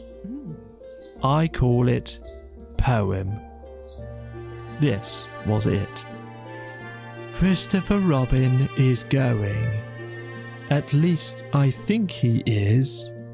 Where? Nobody knows. But he is going. I mean, he goes. Do we care? We do. Very much. The fact is, this will be more difficult than I thought. I ought to begin again, but it is easier to stop. Christopher Robin, goodbye. I and all your friends all your friend send. Well, anyhow, we send our love. End. If anybody wants to clap, now is the time to do it. They all clapped. Thank you. Unexpected and gratifying, if a little lacking in smack. It's much better than mine, said Pooh admiringly, and he really thought it was. Well, it was meant to be. The resolution is that we all sign it and take it to Christopher Robin. So it was signed. Pooh, Piglet, Wol, Eeyore, Rabbit, Kanga, Blot, Smudge. And they all went off to Christopher Robin's house with it. Hello, everybody. Hello, Pooh. They all said hello and felt awkward and unhappy suddenly, because it was a sort of goodbye they were saying, and they didn't want to think about it. So they stood around and waited for somebody else to speak, and they nudged each other and said, "Go on." Gradually, Eeyore was nudged to the front, and the others crowded behind him. What is it, Eeyore? Eeyore swished his tail from side to side so as to encourage himself, and he began. Christopher Robin, we've come to say, to give you, it's called, written by, but we've all, because we've heard, we all know. Well, you see, it's that, to put it as shortly as possible, it is what it is. He turned round angrily to the others and said, "Everybody crowds round so in this forest. There's no space. I never saw a more spreading lot of animals in all my life, and all in the wrong places. Can't you see that Christopher Robin wants to be alone? I'm going." And he humped off. Not quite knowing why, the others began edging away. And when Christopher Robin had finished reading Poem and was looking up to say, "Thank you," only Pooh was left. "It's a comforting sort of thing to have," said Christopher Robin, folding up the paper and putting it in his pocket. "Come on, Pooh." And he walked off quickly. Where are we going?" said Pooh, hurrying after him, and wondering whether it was to be an explore or a what shall I do about you-know-what. "Nowhere." So they began going there. And after they had walked a little way, Christopher Robin said, "What do you like doing best in all the world, Pooh?" What I like best..." And then he had to stop and think, because although eating honey was a very good thing to do, there was a moment just before you began to eat it, which was even better than when you were, but he didn't know what it was called. And then he thought that being with Christopher Robin was a very good thing to do, and having Piglet near was a very friendly thing to have. And so, when he had thought it all out, he said, "What I like best in the whole world is me and Piglet going to see you, and you saying, 'What about a little something?' and me saying, 'Well, I shouldn't mind a little something, should you, Piglet?'" and it being a hummy sort of day outside, and birds singing. I like that too. But what I like doing best is nothing. How do you do nothing? Well, it's when people call out at you just as you're going off to do it. What are you going to do, Christopher Robin? And you say, oh, nothing. And then you go and do it. Oh, I see. This is a nothing sort of thing we're doing now. Oh, I see. It means just going along, listening to all the things you can't hear, and not bothering. Oh. They walked on, thinking of this and that. And by, they came to an enchanted place on the very top of the forest, called Galleon's Lap, which is 60-something trees in a circle. And Christopher Robin knew that it was enchanted because nobody had ever been able to count whether it was 63 or 64. Not even when he had tied a piece of string round each tree after he had counted it. Being enchanted, its floor was not like the floor of the forest, gorse and bracken and heather, but close-set grass, quiet and smooth and green. It was the only place in the forest where you could sit down carelessly without getting up again almost at once and looking for somewhere else. Sitting there, they could see the whole world spread out until it reached the sky. And whatever there was all over the world was with them in Galleon's lap. Suddenly, Christopher Robin began to tell Pooh about some of the things. People called kings and queens, and something called factors, and a place called Europe, and an island in the middle of the sea where no ships came, and how you make a suction pump, if you want to, and when knights were knighted, and what comes from Brazil. And Pooh, he's back against one of the 60-something trees, and his paws folded in front of him, said, oh, and I didn't know, and thought how wonderful it would be to have a real brain, which could tell you things. And by, Christopher Robin came to an end of the things, and was silent. And he sat there looking out over the world, and wishing it wouldn't stop. But Pooh was thinking too, and he said suddenly to Christopher Robin, is it a very grand thing to be an afternoon, what you said? A what?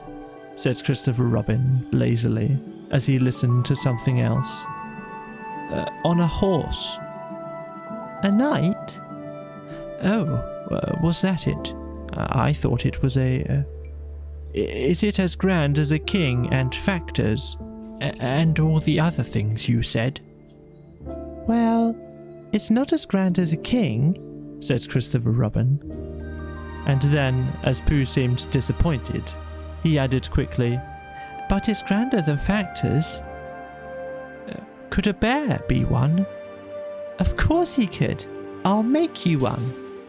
And he took a stick and touched Pooh on the shoulder and said, rise, Sir Pooh de Bear, most faithful of all my knights. So Pooh rose and sat down and said, thank you, which is the proper thing to say when you have been made a knight. And he went into a dream again, in which he and Sir Pomp and Sir Brazil and Factors lived together with a horse, and were all faithful knights, except Factors, who looked after the horse, to good King Christopher Robin. And every now and then he shook his head and said to himself, I am not getting it right. Then he began to think of all the things Christopher Robin would want to tell him when he came back from wherever he was going to, and how muddling it would be for a bear of very little brain to try and get them right in his mind.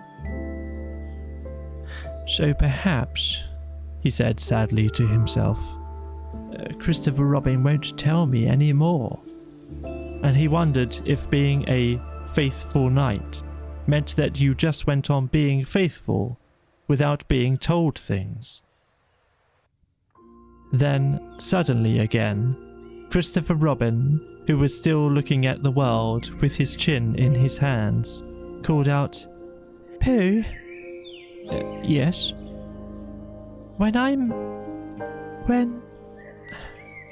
Pooh, Yes, Christopher Robin? I'm not going to do nothing anymore. Never again? Well, not so much. They don't let you. Pooh waited for him to go on, but he was silent again. Yes, Christopher Robin? Pooh, when I'm not doing nothing, will you come up here sometimes? Just me? Yes, Pooh. Will you be here too? Yes, Pooh, I will be really. I promise I will be, Pooh. Oh, that's good. Pooh, promise you won't forget about me ever. Not even when I'm 100. Pooh thought for a little. How old shall I be then? 99. Pooh nodded. I promise. Still with his eyes on the world, Christopher Robin put out a hand and felt for Pooh's paw. Pooh, if I'm not quite... He stopped and tried again. Pooh, whatever happens, you will understand, won't you? Understand what? Oh, nothing. He laughed and jumped to his feet. Come on. Where? Anywhere. So they went off together. But wherever they go, and whatever happens to them on the way, in that enchanted place on the top of the forest, a little boy and his bear will always be playing. The